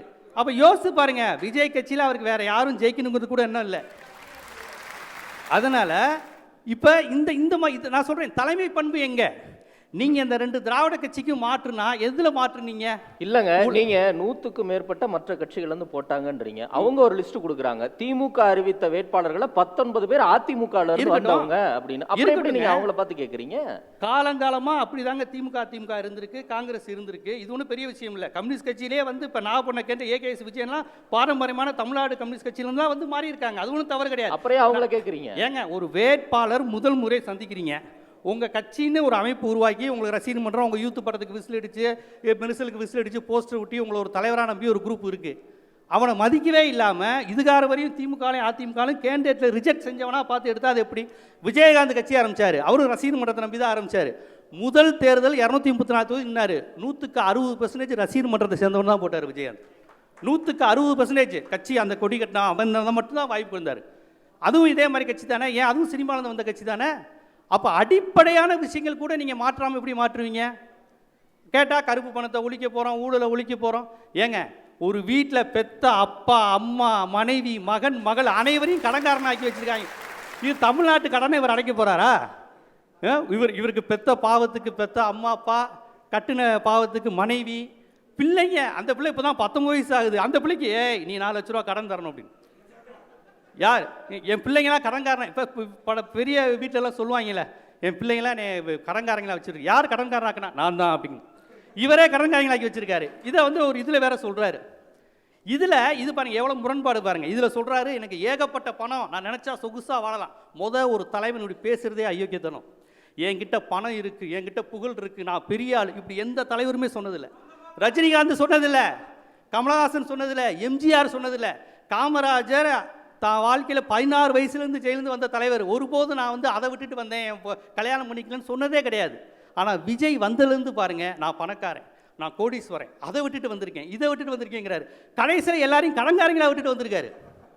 உச்சத்தை விட்டுட்டு வந்திருக்க, பொண்டாட்டி பிள்ளையிலேருந்து எல்லாரையும் கடன்காரங்களா விட்டுட்டு வந்து இங்கே வந்துட்டு நான் வந்து உச்சத்தை விட்டு உங்களுக்காக வந்திருக்கேன். வீட்டில் உள்ள 50 பேரையும் கடன்காரனாக்கிட்டு இங்கே வந்து என்ன செய்ய போகிறீங்க? இவர்களெல்லாம் அடிப்படையான மனித பண்பிலிருந்தே இல்லாதவர்கள். பணக்காரர்களாக இருப்பதை தவிர இவர்களுக்கு வேற தகுதி கிடையாதுங்க. கோடீஸ்வரர் பணக்காரங்க, அதுவும் இவங்க உழைச்சி உருவாக்குனதா? பிறக்கும் போதே இவங்க பணக்காரங்க. அவங்க அப்பா ரஜினிகாந்தை வச்சு படம் வைக்கணும்னு இவர் அழுதாருன்னா நான் சோப்பு மனிதன் ஒரு படமே உருவாகுது. இவர் அழுகிறாரு. இவங்கெல்லாம் வந்துக்கிட்டு நாட்டை திருத்த போறேன், அது 2 திராவிட கட்சியை மாற்ற போறேன்னா அது எவ்வளவு பெரிய நகைச்சுவையா இருக்கும். இல்ல ஜீவா, இவ்வளவு நேரம் பேசுறீங்க, திராவிட இயக்க ஆதரவாளர் நீங்க விஜயத்தான் விமர்சிக்கிறீங்க. அவ்வளவு பயமுறுத்தி இருக்கிறாரா விஜய்? இது பயமாங்க? ஏங்க இது பயமா? இது எப்படி பயமா இருக்க முடியும்? நீங்க ஒரு சாதாரண கூட்டத்தோட நிக்கிறதுக்கும் கொஞ்சம் பிரச்சனை உள்ள கூட்டம், ஒரு அறிவு வளர்ச்சி போதாமுள்ள கூட்டத்துக்கு எச்சரிக்கையாக தானே அணுகுவோம். அவங்கள நம்ம சாதாரண மனிதர்கள் மாதிரி அணுக முடியாது இல்லையா? அந்த கூட்டம் நீங்கள் ஒவ்வொரு வேறு ஒன்றும் இல்லை, நீ கூட்டணும்னு நல்ல எப்போவுமே தம்பி பாயிண்ட் எடுத்து தருவார் நமக்கு. இப்போ நேற்று பாருங்க, அந்த கூட்டம்னு சொன்னது தான் நான் வருது எனக்கு. பெரம்பூர் குளத்தூரா 2லேயும் ஒரு பொண்ணு அழுகுது விஜயை பார்த்தோம். எனக்கு இது இவங்க எதுக்கு அழுகுறாங்கன்னு எனக்கு புரியல. நம்ம இப்போ ஒரு எம்ஜிஆர் கலைஞரை பார்த்தா உற்சாகப்படுவான், தாயே தமிழே என் தலைவான்னு சொல்லுவான். இவங்க அழுகுறாங்க, அது பொம்பளை பிள்ளைங்களாம் அழுகுது. அது ஒரு 45 வயசு 50 வயசு லேடிலாம் அழுகுது. அப்புறம் நாங்கள் பார்த்துட்டோம், எனக்கு அது ரொம்ப பார்த்தா ஏமா அழுகிற, ஒருக்குள்ளே பார்க்கலன்னு அழுகுது ஒரு அம்மா. அப்புறம் எப்போ இருந்து இந்த எமோஷனல் பாண்டு உங்கள்கிட்ட விஜய்கிட்ட உருவாச்சுன்னா, சத்தியமாக அந்த அம்மா சொல்லிச்சு, தேவா படம் பார்த்துலேருந்து அவர் மேலே எனக்கு ஒரு பாண்டு அப்படின்னு. எனக்கு ஒரு மாதிரி ஆயிடுச்சு. உண்மையிலேயே அந்த படத்தை அது பார்த்துனா அது பாண்டு வேற, அது ரொம்ப இதால இருக்கும். ஏன்னா அந்த படம்லாம் இப்போ உள்ள பசங்க பார்த்துருக்க மாட்டாருங்க, பார்க்கவும் கூடாது. விஜயே அந்த படத்தெல்லாம் மறந்துருப்பார், தான் பையனெல்லாம் பார்க்க விட்டுருக்க மாட்டார் அவர், நல்ல அப்பாவாக இருந்தா. அது வேற படம். எனக்கு துள்ளாத மனம் துள்ளுன்னு சொல்லியிருந்தா கூட எனக்கு மனசாரி இருக்கும். கில்லின்னு சொல்லியிருக்கான். தேவா படத்தை பார்த்துட்டு அந்த அம்மா அழுகுது. அப்படி அந்த படத்தை பார்த்ததுக்கப்புறம் எனக்கு விஜய் மேலே ஒரு ஈர்ப்பு வந்து பாண்டாகி பேத்தியோட பேசுது. அப்போ இல்லை இந்த கூட்டத்தை நீங்கள் எப்படி அணுகுவீங்க? நீங்கள் பயப்படுறாங்க. இந்த மாதிரி கூட்டத்தை பார்த்தா பயமாக தானே இருக்கும். இப்போ அந்த வடிவில் ஒரு ஜோக் வரும்ல, ஏன்டா என்னடா மூஞ்சிலாம் ரத்தமாயிடுச்சு, ஃப்ளைட்லேருந்து டக்குன்னு குதிச்சிட்டேனே ஒரே ரத்தம் ஆயிடுச்சு அப்படிங்குவான். அடுத்து ஒருத்தன் வந்து கழுத்தெல்லாம் இது வருவான், உடனே சொல்லுவான் இப்போ பயமாக இருக்குன்னு ஏதோ சொல்ல போகிறானேங்குமான்ல. அது மாதிரி தான் நம்ம இந்த கூட்டம் அடுத்து என்ன பண்ணும், ஏது பேசும். அவங்களே ஒரு கண்ணாடி துண்டு வச்சு எரிஞ்சுக்கிறாங்க. எடுத்து அடுத்த நிமிஷம் பயப்படுறியா இப்படியே தான் கேட்டுட்டு இருக்காங்க. ரிசல்ட் வரப்போகுது பாருங்க, மே 4ஆம் தேதி ரிசல்ட்டில் இவங்க எங்கேயும் ஜெயிக்கலன்னு வரப்போகுது. இவங்க என்ன சொல்லுவாங்க, என்ன தேர்தல் ஆணையம் பயந்துட்டியா கதரே என்ன எங்கள் அண்ணாவை பார்த்து பயமா? அப்பயும் இந்த மாதிரி 3 பொம்பளைங்க வந்து பேசிக்கிட்டு இருக்கோம், எங்கள் அண்ணாவை ஏங்க நீங்கள் விட மாட்டேங்கிறீங்க, எங்கள் அண்ணாவை என்னங்க இது காமெடியாக இருக்குது, ரிசல்ட்டு நோ எங்கள் அண்ணா தானே அப்படின்னு நிறைய அவங்க செட்டப் பண்ணி அனுப்புகிறாங்க. அவங்க சினிமாவில் இருந்தே பிஆர்ஓ வேலை பார்த்து வளர்ந்த கட்சி அது. அதனால் அவங்களுக்கு வந்து தெரியாது. ஒரே லேடியை செட்டப் பண்ணி கண்ணாடி போட்டு ஒரு இடம் இங்கிட்டு ஐயம்பேட்டை அறிவுடை நம்பி இந்திரன் சந்திரன் மாதிரி அதே லேடியை கெட்டப் மாற்றி ஒரு 2 இடத்துல விட்டுருக்காங்க. பெரம்பூர் குளத்தூர் எல்லாமே கண்டுபிடிச்சு போட்டாங்க. கரெக்டாக அழுகுது அது. அப்போ இது ஒரு சீனு, நீ விஜயை பார்த்து அழுகுறோமா, உடனே அது அழுகுது, பெரம்பூர்லேயும் அழுகுது, குளத்தூர்லேயும் அழுகுது. இப்படி செட்டப் பண்ணி வராங்க. இவங்க வந்து திராவிட கட்சியில் மாற்ற போகிறாங்களாம், இவங்க தான் ஆல்டர்னேட்டிவாக, இவங்க வந்தால் எல்லாத்தையும் ஒழிச்சிருவாங்களாம். எதுக்கெடுத்தாலும் தனிப்பட்ட விமானத்தில் தான் போவார் இவர். கலைஞர் கடைசி வரையும் ட்ரெயினில் போனாங்கங்க கலைஞர்லாம். அண்ணாலாம் வாழ்ந்த காலத்தில் பஸ்ஸில் போயிருக்கிறாங்க. இதெல்லாம் தலைவருக்கான தகுதியாக பேசப்பட்டது. இன்றைக்கி இவங்கெல்லாம் எதுக்கெடுத்தாலும், அதாவது ஆடம்பரமாக இருக்கிறது, படோடவமாக இருப்பது, தனி மனித ஒழுக்கம் இல்லாமல் இருப்பது, இதையெல்லாம் என் தலைவனின் பெருமைன்னு பொம்பளைங்களும் ஆம்பளைங்களும் ரோட்டில் பேசுகிறாங்க. இது ரொம்ப ஆபத்து இல்லையா? ஏன்னா இப்போ இந்த திராவிட கட்சிகளுக்கு மாற்றுன்னு வரக்கூடிய விஷயங்கள் எல்லாமே பார்த்தீங்கன்னா ஒரு கருத்தியல் ரீதியான டெல்லி அனுப்புகின்ற ஆட்கள் தான். இங்கே தமிழ்நாட்டினுடைய போரே 1947 அப்புறம் டெல்லி வெர்சஸ் தமிழ்நாடு தாங்க. டெல்லி தான் நம்மளுடைய விஷயங்கள்லாம். அதுக்கு ஒரு சின்ன உதாரணம், 1967க்கு முன்னாடி நம்ம நாட்டில் அரசு அலுவலர்களாக இருந்தவங்க யார், தலைமை ஆசிரியர்களாக இருந்தவங்க யார், தலைமைச் செயலாளராக இருந்தவங்க யார்? 67க்கு அப்புறம் இருந்தவங்க யார்? 67 வரையும் பாருங்களேன், ஒரு ஸ்கூல் ஹெட்மாஸ்டராக யார் இருந்திருப்பாங்கன்னா பார்த்தசாரதி, சீனிவாசன், பந்துலு, ஏதாவது இந்த மாதிரி பேர், சேஷாஸ்திரி, இப்படி தான் இருந்திருக்கும். அதுக்கப்புறம் பேர் மாறிச்சு பாருங்க, மாடசாமி, குப்புசாமி, முத்துப்பாண்டி, கருப்பசாமி, பிச்சை, போதும் பொண்ணு, பாவாடை, எல்லாம் விவசாய வீட்டு பிள்ளைங்க, உழைக்கிற வீட்டு பிள்ளைங்க. எங்கேருந்து வந்துச்சு? 67க்கு அப்புறம் மாறிச்சு. அதனால தான் விசு கதறினார். ஆர்எஸ்எஸ் நடிகர் விசு சொன்னார், 1967க்கு அப்புறம் நான் பேண்ட் போடுறதில்ல கண்ணானார், அந்த சம்சாரம், அந்த மின்சாரத்தில். அவர்கள் எல்லோருக்குமே பிரச்சனை. 67க்கு அப்புறம் அந்த தமிழ்நாட்டில் நான் பிராமின்ஸ் படித்து வந்துட்டான். தேவர், வன்னியர், உடையார், நாயுடு, பல்லர், பறையர் எல்லாரும் இன்னைக்கு அதிகாரிகள் ஆகிட்டாங்க. எழுதி வச்சுக்கோங்க, ஆதாரத்தோட நான் சவால் விடுறேன். தமிழ்நாடு அளவுக்கு பிற்படுத்தப்பட்டவர்களும் ஒடுக்கப்பட்டவர்களும் பழங்குடியினரும் அதிகாரத்தில் இருக்கிற மாநிலம் கிடையாது.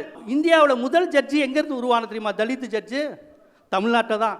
வரதராஜன் 1972. பெரியார் கேட்குறாரு, என்னுடைய ஆட்சி நடைபெறுதுங்கிற ஒரு தாழ்த்தப்பட்டவர் இன்னும் நீதிபதி யாலையான்னு கலைஞரை கேட்குறாரு. அடுத்த நிமிஷம் வரதராஜனுங்கிற ஒரு தலித் நீதிபதி தமிழ்நாட்டில் தான். உச்ச நீதிமன்ற முதல் தலித் நீதிபதி அவர் தான்.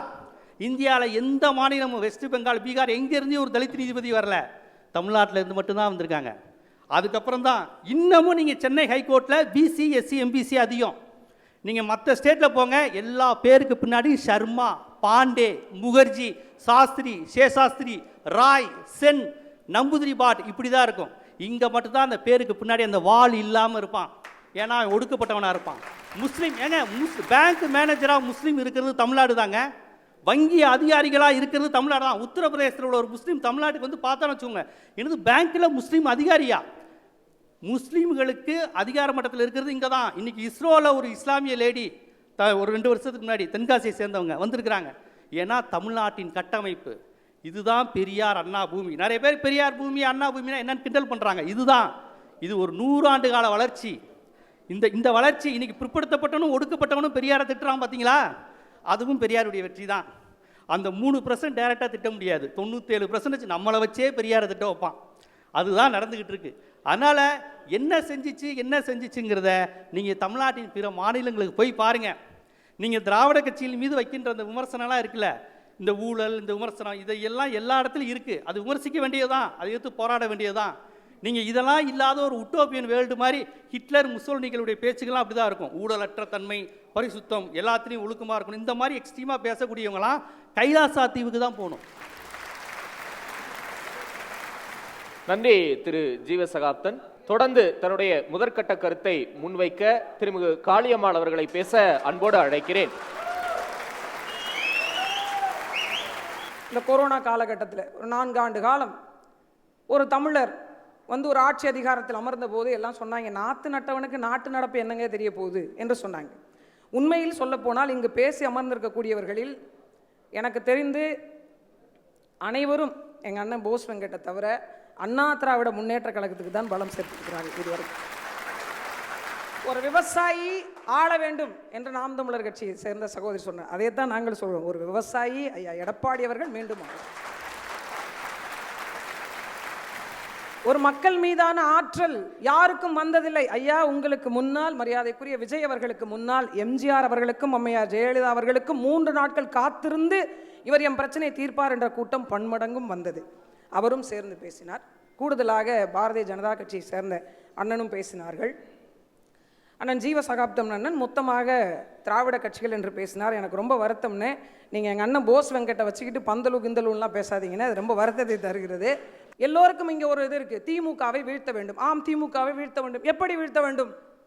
எப்படி வீழ்த்த வேண்டும்? இருக்கின்றவர்களெல்லாம் வேறுபட்டு இருந்தால் திமுகவை எப்படி வீழ்த்த முடியும் என்றால், ஒரு தமிழன் இந்த இடத்தில் தலை நிமிர்ந்து நிற்கிறான் என்றால் இவர்கள் அத்தனை பேரும் அந்த தமிழனுக்கு தான் ஆதரவாக நின்று இருக்க வேண்டும். அப்படியே அங்கே இருக்குது.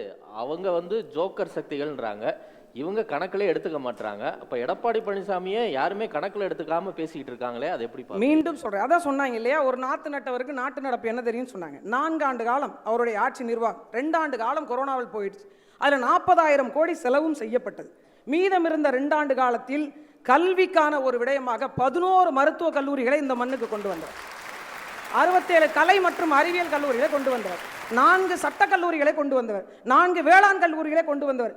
ஒரு 10ஆவதிலிருந்து 12ஆம் வகுப்பு படித்து விட்டால் அந்த பிள்ளைகளுக்கான ஒரு கணிப்பொறியை வழங்கி அவர்களுக்கான அடுத்த நிலைக்கான ஒரு வாய்ப்பை வழங்கின இந்த ஒரு மனிதரால் தான் இந்த குடிமராமத்து பணி என்று உள்ளூர் அளவில் கட்டமைக்க முடியும். அவங்க கேட்டாங்க, இலவச கழிவறை திட்டம் என்று இருக்குதான். கழிவறை திட்டத்தில் 100 நாள் வேலை திட்டத்தை பயன்படுத்தி சம்பளத்தை பெற்றுக்கொள்ளலாம் என்ற ஒரு பகுப்பை கொடுத்தது நமதுடைய ஆட்சி நிர்வாகம் என்பது. நாம் என்ன சொல்கிறோம், பேசிட்டு அப்படியே எளிமையாக கடந்து போகிறோம். எல்லா சலுகைகளும் நாமும் அனுபவித்திருக்கிறோம். லேப்டாப் கொடுத்தாங்களா, ஆமாம் நாங்கள் வாங்கினோம். சைக்கிள் கொடுத்தாங்களா, ஆமாம் நாங்கள் வாங்கினோம்.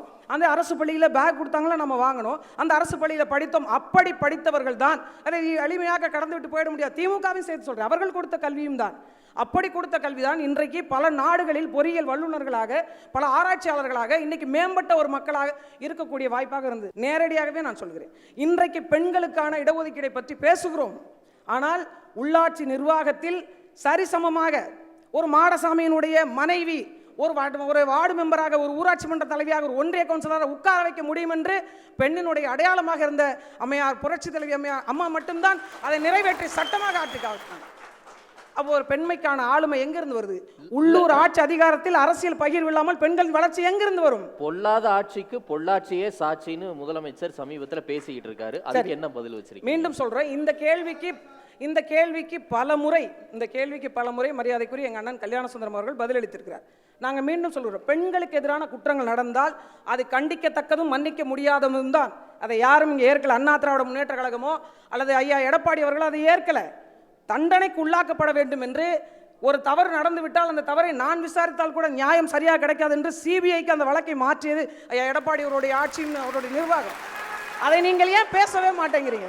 அதை அரசியலாக்கி நாங்கள் ஒன்றும் இன்னைக்கு நடக்கக்கூடிய ஒரு 4 வயது பெண் குழந்தைக்கு பாலியல் பிரச்சனை நடந்தது. அந்த வழக்கு உயர்நீதிமன்றத்துக்கு போகுது. பிறகு திரும்ப அந்த வழக்கு உச்சநீதிமன்றத்துக்கு போகும்போது அந்த வழக்கை எடுக்கக்கூடாது என்று திராவிட முன்னேற்ற கழகம் போராடியது. ஆனால் அண்ணா திராவிட முன்னேற்ற கழகம் அப்படி சொல்லலை. இது யார் தவறு செய்தாலும் அந்த தவறுக்கான தண்டனை உறுதி செய்யப்பட வேண்டும் என்று பேசி வருகிறார் ஐயா எடப்பாடி அவர்கள். அதை நீங்கள் சற்று கவனிக்கணும். இன்னொன்று என்ன அப்படின்னா, அண்ணா பேசும்போது சொன்னாங்க கலைஞர் ட்ரைனிங். தயவு செஞ்சு கலைஞர் ஐயாவின் ட்ரைனிங் ஞாபகப்படுத்தாதீங்க. அது ரொம்ப மனசுக்கு வலிக்குது. ஏன்னா இன்னைக்கு உள்ளூர் அளவிலான மக்களுடைய பிரதிநிதித்துவம், அவர்களுடைய போராட்ட குணம், போராட்ட தளம் எல்லாவற்றையும் முற்று நோக்கி ஒரு செயல்பாட்டை வடிவமைக்கணும். நான் மீண்டும் சொல்கிறேன், இந்த 8000 ரூபாய்க்கு ஒரு கார்டு கொடுக்குறாங்கன்னு சொன்னாங்க இல்லையா, இது எப்போ கொடுப்பாங்க தெரியுங்களா? ஏன்னா இவங்க முதல்ல தகுதி தராதரம் எல்லாம் நிர்ணயம் பண்ணி தான் ஒரு ஸ்கீமையே வடிவமைப்பாங்க. அதில் நாங்கள்லாம் வருவோமா? என் பேர்லாம் இல்லவே இல்லைண்ணே, உண்மையிலே இல்லை, சீரியஸாக இல்லை. இது ஒரு பக்கம் நடந்து கொண்டிருந்து அந்த 8000 ரூபா கார்டை எப்போ கொடுப்பாங்க தெரியுமா? 2029 பாராளுமன்ற தேர்தல் வருமா? ஏங்க இங்கே சண்டை. இப்போ எனக்கு இப்போ அண்ணனுக்கும் சண்டைலாம் இல்லைண்ணே, சும்மா சொல்கிறேன். உங்களுக்கு எனக்கும் சண்டைன்னு வச்சுக்கோங்க. இங்கே சண்டை. பெரியப்பா மகன் இருக்கார் பாருங்க பெங்களூரில், அவரை கூப்பிடுவாங்க. தமிழ்நாட்டில் சட்டமன்ற தேர்தல், திமுகவுக்கும் அதிமுகவுக்கும் போட்டி, மக்களுக்கான எளிய மக்களுக்கான சேவைக்கும் ஒரு விளம்பர அட்டைக்குமான போட்டின்னு வச்சுப்போம். அப்படி நடக்கிற போட்டிக்கு சும்மா இருக்கிற இங்கேருந்து டெல்லிக்கு கூப்பிட்றாங்க. இங்கே போட்டியே கிடையாதுங்க, எங்களுக்கு அங்கே தாங்க. யார் அவர் எப்படி எங்கே இருக்காரு? ஒரு 15 கிலோமீட்டர் கிட்ட இருக்காருங்க. நீங்கள் பேசுகிறதாங்க கேட்குமாங்க? கேட்காதுங்க. ஆனால் அவர் வந்தால் நாங்கள் தாங்க மரியாதை கொடுப்போம். ஏன்னா அது அப்படி தாங்க இருக்கணும். மத்திய அரசோட இணக்கமாக தாங்க இருக்கணும். இன்னும் சொல்ல போனால் சமூக நீதி பேசுகின்ற திராவிட முன்னேற்ற கழகம் கடலோர மக்களுக்கு, நான் அந்த மண்ணிலிருந்து வந்த மகளாக, அந்த உப்பு காற்றை சுவாசித்தவளாக ஒரு கேள்வியை தார்மீகமாக அண்ணன் போஸ் வெங்கட்கிட்டையும் மரியாதைக்குரிய ஐயா ஸ்டாலின் அவர்கள்ட்டையுமே நான் வைக்கிறேன். ஏன் கடலோர மக்களில் இருக்கக்கூடிய 15 கடலோர மாவட்டத்தில் ஒருவருக்கு கூட, ஒரு பகுதியில் கூட சட்டமன்ற உறுப்பினருக்கான வாய்ப்பை ஏன் வழங்கல? சமூக நீதி கட்சி தானே. நான் சாதியை பார்த்து ஓட்டு கேட்கல, நான் சாதியை பார்த்து வாய்ப்பு கேட்கல. கடலோர பகுதிகள் என்பது இனம் சார்ந்த ஒரு கூட்டம். நெய்தல் நில குடிகள், ஆதி குடிகள் என்று சொல்லக்கூடிய அவர்களுக்கு போன முறையும் எவ்வளவு பெரிய வஞ்சனை பாருங்க. போன முறையும் சென்ற ஆட்சி காலத்தில் கூட மீன்வளத்துறை அமைச்சர் என்பவர் எங்கள் மக்களிலிருந்து ஒருவர் வரல. எனக்கான அதிகாரத்தை தர முடியாத இந்த கட்சிகள் எப்படி எனக்கான ஒரு சமூக நீதியை வழங்கும்? சமூக நீதி குறித்து திமுகவை கேள்வி கேட்கிறீங்க, நியாயம். இஸ்லாமியர்களுக்கு அதிமுக ஒதுக்கின சீட் வேட்பாளருடைய எண்ணிக்கை ஒண்ணு தான். ஏன் இஸ்லாமியர்களுக்கு நீங்க வேட்பாளர் பிரதிநிதித்துவம் கொடுக்கல? இல்ல, வேட்பாளர் பிரதிநிதித்துவம் கொடுக்கலன்றீங்க. ஒரு இடம் கொடுத்திருக்கிறதா நீங்களே தான் சொல்றீங்க. இப்ப கொடுக்கவே இல்லைன்றீங்க. நாங்கள் என்ன சொல்றோம்? ஒண்ணுதான் கொடுத்திருக்கீங்க. ஒரே ஒன்று நான் பேசி முடிக்கிறேன். ஒரு சீட்டு கொடுத்திருக்கதா சொல்றீங்க. இப்ப நான் என்ன கேட்கிறேன், ஒரு இடத்துல அவங்க சீட்டு வழங்கியிருக்காங்க, வழங்கலன்றதையும் தாண்டி நான் கேட்கறது ஒண்ணுமே இல்லாமல் நிற்கிறோம் என்றதை தான் நான் கேட்கிறேன். சமூக நீதி நாங்கள் பறைசாற்றுகிறோம் என்று வீதிக்கு வீதி சோரட்டை அடித்து ஒட்டியது திராவிட முன்னேற்ற கழகம். அப்படி இருந்தும் கூட ஏன் இந்த மக்களை தொடர்ந்து புறக்கணிக்கிறீங்க? இன்னைக்கு ஒரு ஆடியோ வந்தது, நான் பார்த்தேன். முன்னாடிலாம் சொன்னாங்க அதிமுகவில் தான் 5 சண்டைன்னாங்க. நீங்கள் தயவு செய்து தூங்காதீர்கள். நான் மரியாதைக்குரிய ஐயா முதலமைச்சர்களிடம், திராவிட முன்னேற்ற கழகத்தினுடைய தலைவர் அவர்களுக்கு நான் வேண்டுகோளாக வைக்கிறேன், நீங்கள் தூங்காதீங்கன்னே. தூங்கும்போதே காலை உருவி விட்டுருவாங்க போல். அந்த ஆடியோவில் என்னென்னமோ பேசியிருக்காங்கன்னே. அடுத்து நம்ம தான்றாங்க, இவங்களுக்கு ஒன்றுமே தெரியாதுங்கிறாங்க. இது எப்போ வந்ததுன்னு தெரில. ஆனால் எனக்கு தெரிஞ்சு ஐயா அவர்கள் கவனமாக இருக்க வேண்டும் என்று நான் பணிவன்போடு கேட்டுக்கொள்கிறேன். ஏனென்றால் ஒரு நல்ல எதிரியோடு தான் சண்டை செய்ய வேண்டும் என்று நாங்களும் இருக்கிறோம் என்பதனால். இவர்கள் ஒவ்வொருத்தரும் பேசும்போது சொன்னாங்க, எங்கள் ஐயா வந்து சொத்து பட்டியல் வழங்கியிருந்தார், அவங்களோட அஃபிடவிட்ஸ் எல்லாம் நான் பார்த்தேன். அவங்க அண்ணன் ஜீவசகாப்தம் சொல்லும்போது சொன்னாங்க, ஒவ்வொருத்தரும் அவங்களுடைய தேர்தல் அறிக்கை பேசும்போது பற்றி அந்த விஷயங்கள் சொன்னாங்க. மரியாதைக்குரிய கடன் கொடுத்துருக்குறாங்க விஜய் அவர்களுக்கு. அவராவது ஒரு 800 கோடி சொத்து காட்டியிருக்கிறார். ஆனால் அவரை வச்சு படம் எடுத்து அவருக்கு சம்பளம் கொடுக்குற நீங்கள் சொந்த கார் இல்லைன்னு சொல்லியிருக்கிறீங்க. சொந்த கார் இல்லைன்னு சொல்றீங்க. கேஷ் இன் ஹேண்ட் இருக்கு பாருங்க, cash in hand. Cash in hand வெறும் 10,000ங்கிறாங்க. நியாயமா என்ன? கேஷ் இன் ஹேண்ட் வந்து 10,000. கேஷ் அட் பேங்க் பாருங்க 40,000. ஏன்னா அடி வாங்கின கைப்பிள்ளைக்கே 800 கோடி சொத்துனா அடிச்சவங்க என்னென்ன? அப்ப இங்க இந்த தமிழ்நாட்டு மக்களை என்ன பார்வையா பாக்குறீங்க? என்ன பார்வையா தான் பாக்குறீங்க? இங்க உண்மையில் சொல்ல போனால் விவசாயிகள் கடன் தள்ளுபடின்னு சொன்னாங்க. நான் நடந்ததை சொல்றேன். நான் அப்போ வந்து அண்ணா திராவிட முன்னேற்ற கழகத்தில் இல்லை, நடந்ததை சொல்றேன். ஒரு வங்கிக்கு போயிருந்தா 15 பேர் கரை வெட்டி கட்டி நின்னாங்க.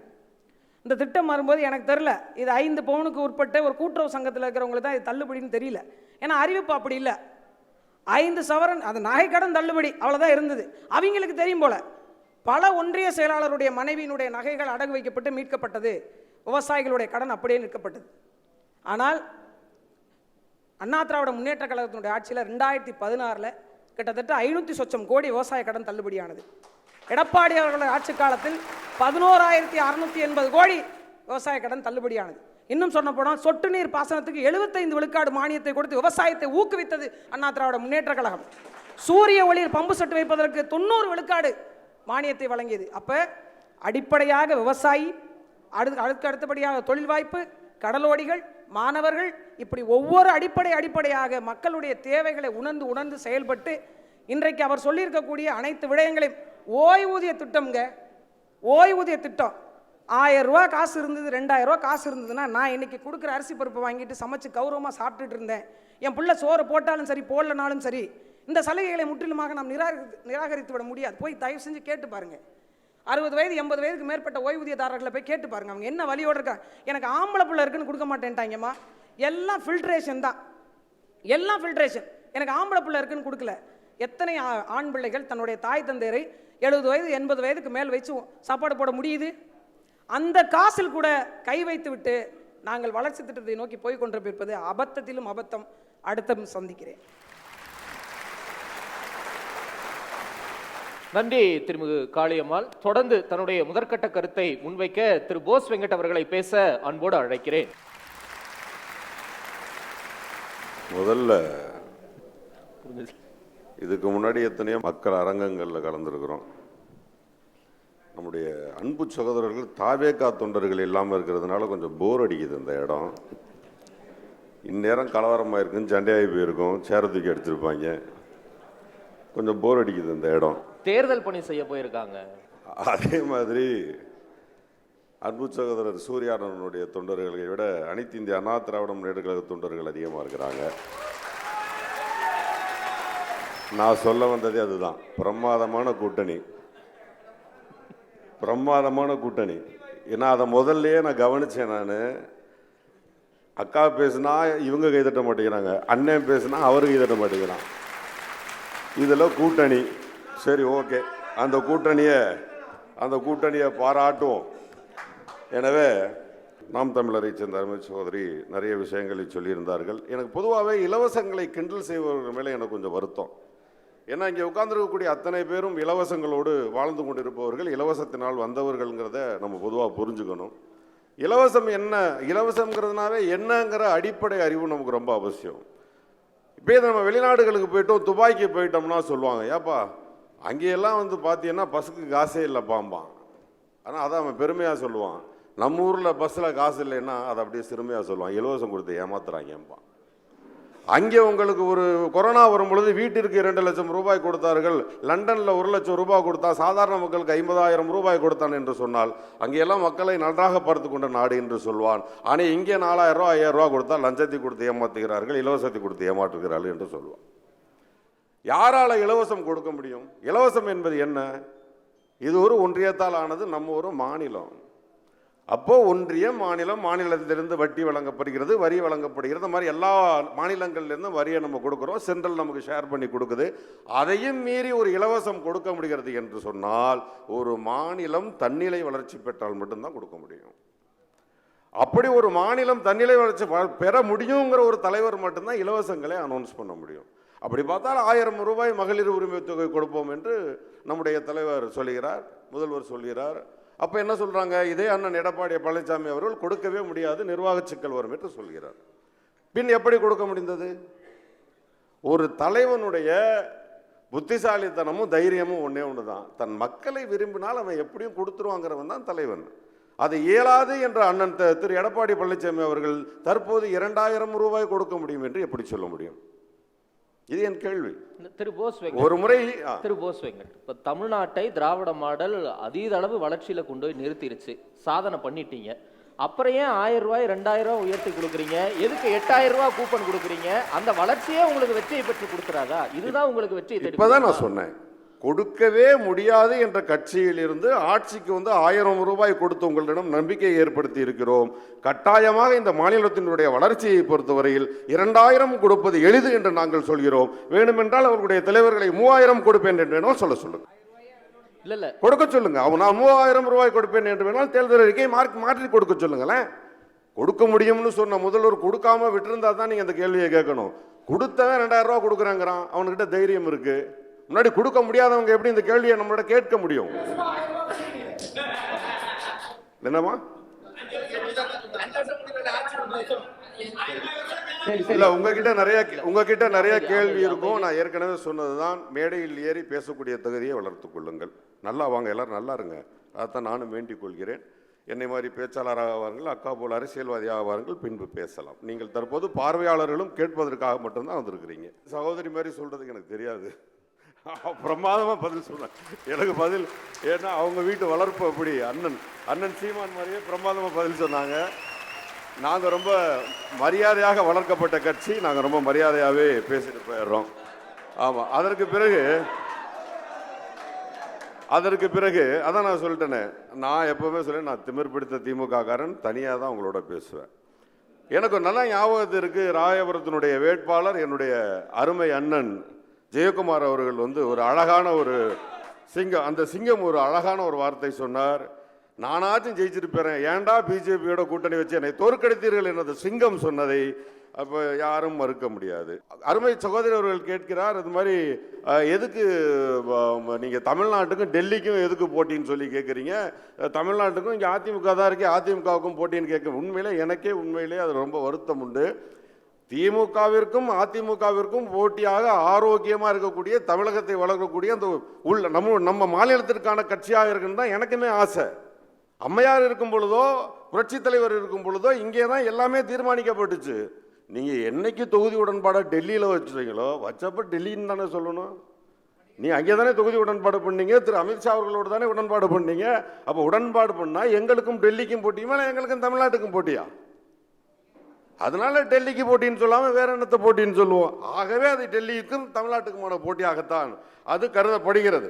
அதே போல கூட்டணியை பற்றி பேசும் பொழுது சொல்கிறார்கள், அதை ஒரு கிண்டலாக வேற சொல்றாங்க, காங்கிரஸ் வந்து எப்போ வேணா தாவேகாவுக்கு போயிருக்கலாம், எப்போ வேணா அங்கே போயிரு. அதை அந்த அரசியல் கட்சி தலைவர் சொல்லவே இல்லையே. எந்த கட்சி தலைவர் சொன்னார்? திரு ராகுல் காந்தி வந்து சொன்னாரா, நாங்கள் இதுவரையும் தாவேக்காக போகிறதுக்காக காத்துக்கிட்டு இருக்கிறோம், நீங்கள் வேணா சீட்டு கொடுங்க, நாங்கள் திமுக வருகிறோம் என்று சொன்னாரா? அது எல்லாமே வெறுமனே ஃபேஸ்புக்கில் வந்து வெறும் பேச்சுக்கள் தானே. அந்த பேச்சுக்கள் எப்படி மேடை பேச்சுக்களில் மக்களிடம் போய் அதை சென்றடைய சொல்ல முடியும்? ஒரு தலைவருக்கும் கூட்டணி கட்சியில் அதுக்குள்ளே இருக்கிறவங்க ஒருத்தர் 2 பேர் எதையாவது ஒன்று பேசிட்டு போவான். அதெல்லாம் கணக்கில் எடுக்க முடியாது. சரி, இப்ப திரு நீங்களே கோஷ் வெங்கட், நீங்க மனசாட்சியை தொட்டு சொல்லுங்க, பழைய மாதிரி தான் ஸ்டாலினும் ராகுலும் நல்ல நட்புறவோட இருக்கிறாங்களா என்ன? இல்லையே, அவர்கள் நட்பில் நான் ஏற்கனவே நடுவில் உட்காந்து டீ காஃபி வாங்கி கொடுத்துருந்தா எனக்கு தெரிஞ்சிருக்கும்.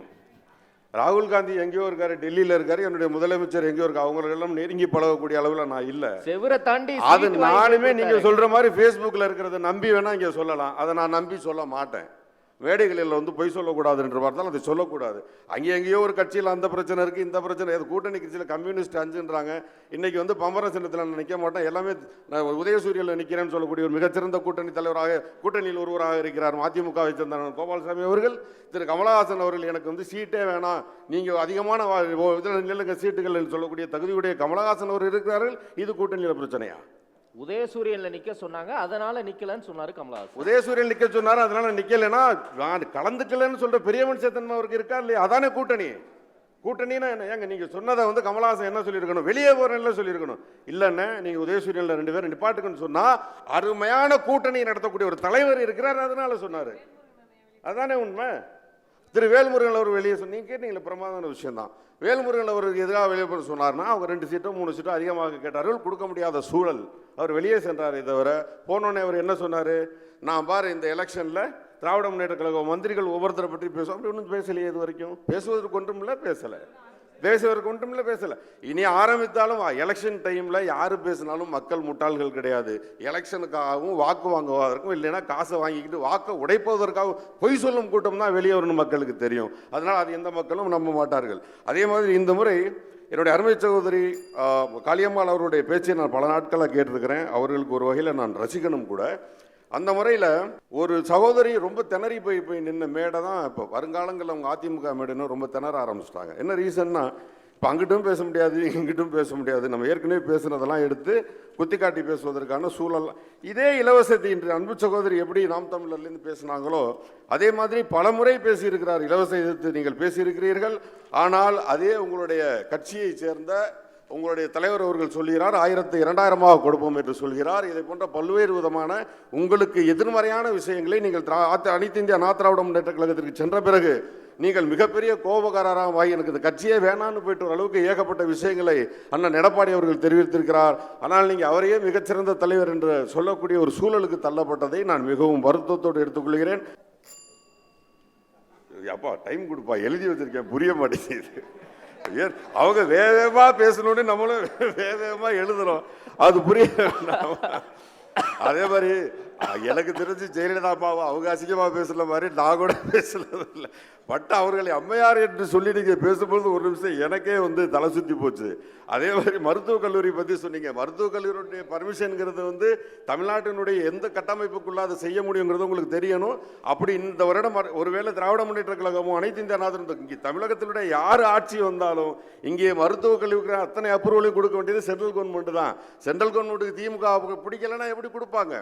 இந்த கல்வி நிதி 3450 கோடி ஏன் கொடுக்கல? மும்மொழி கொள்கையை திணிக்கணும்னு நினைச்சாங்க, தமிழ்நாடு ஒத்துக்கலை, கொடுக்கல. மருத்துவக் கல்லூரி எப்படி நல்ல பேர் வாங்கிட்டு போங்க மிஸ்டர் மு க ஸ்டாலின் கொடுத்துருவாரா, மிஸ்டர் மோடி கொடுத்துருவாருன்னு நினைக்கிறீங்களா? அண்ணன் சொன்னார் ஒரு விஷயம், அதை நம்ம சொன்னா கொஞ்சம் கூட. அதாவது உள்ளாட்சி நிர்வாகத்தை பற்றி பேசுறீங்க. உள்ளாட்சி நிர்வாகத்தில் 50 விழுக்காடு வேட்பாளர்களை பெண்களை நிறுத்தியது திராவிட முன்னேற்ற கழகம். நீங்க என்ன பெண்களை பற்றி பேசுவதையும் என்னால் ஏற்றுக்கொள்ள முடியாது. அந்த சட்டத்தை கொண்டு வந்தது அதிமுக. ஆமா இருக்கட்டும், அதை செயல்படுத்தியது யார்? அப்படி பாத்தீங்கன்னா கோயம்பேடு பஸ் ஸ்டாண்டை பாதியில் விட்டு போயிட்டீங்க. இப்போ புதுசா வந்திருக்கு கிளாம்பாக்கம் பஸ் ஸ்டாண்டை பாதியில் விட்டுட்டு போயிட்டீங்க. அதை தான் நாங்கள் எடுத்து நடத்தினோம். நீங்க அம்மா உணவகம்னு ஒன்று வச்சிருந்தீங்க. நீங்க உங்க ஆட்சியில் நீங்க என்ன பண்ணாலும் மாத்தி பண்ணிடுவீங்க. தலைமைச் செயலகத்தை ஹாஸ்பிட்டலாக மாத்திருவீங்க. ஆனா அம்மா உணவகமாக இன்னைக்கு வரைக்கும் வச்சிருக்கிறோமே, அதுதான் திராவிட முன்னேற்ற கழகம். அதை நீங்க புரிஞ்சுக்கணும். உங்க இஷ்டத்துக்கு, அதாவது பொறாமையில் மாற்றுவதல்ல, பொறாமையில் பேச்சை மாத்துறதில்ல, பொறாமையில் அரசியல், அதெல்லாம் வந்து ஒரு குரூப்டு மைண்ட். அந்த குரூப்டு மைண்ட் திராவிட முன்னேற்ற கழகத்துக்கு கிடையாது. அனைத்து இந்திய அண்ணா திராவிட முன்னேற்ற என்னென்ன திட்டங்களை செய்துவிட்டு போனதோ அத்தனை திட்டங்களையும் நிறைவேற்றியது தான் நீங்க திராவிட முன்னேற்ற கழகத்தை புரிஞ்சுக்கணும். நீங்க கேட்ட கேள்விக்கு ஒண்ணே ஒன்று தான் தம்பி. இங்க ஈர்ப்புன்னு சொல்லி பாத்தீங்கன்னா மக்கள்னு பாத்தீங்கன்னா குடும்பம் தம்பி. குடும்பம்னு பார்த்தீங்கன்னா அம்மா அப்பா தாத்தா பாட்டின்னு இருப்பாங்க. அந்த வகையில் ஒரு தாத்தா பாட்டி 2 பேரும் அவர்களுடைய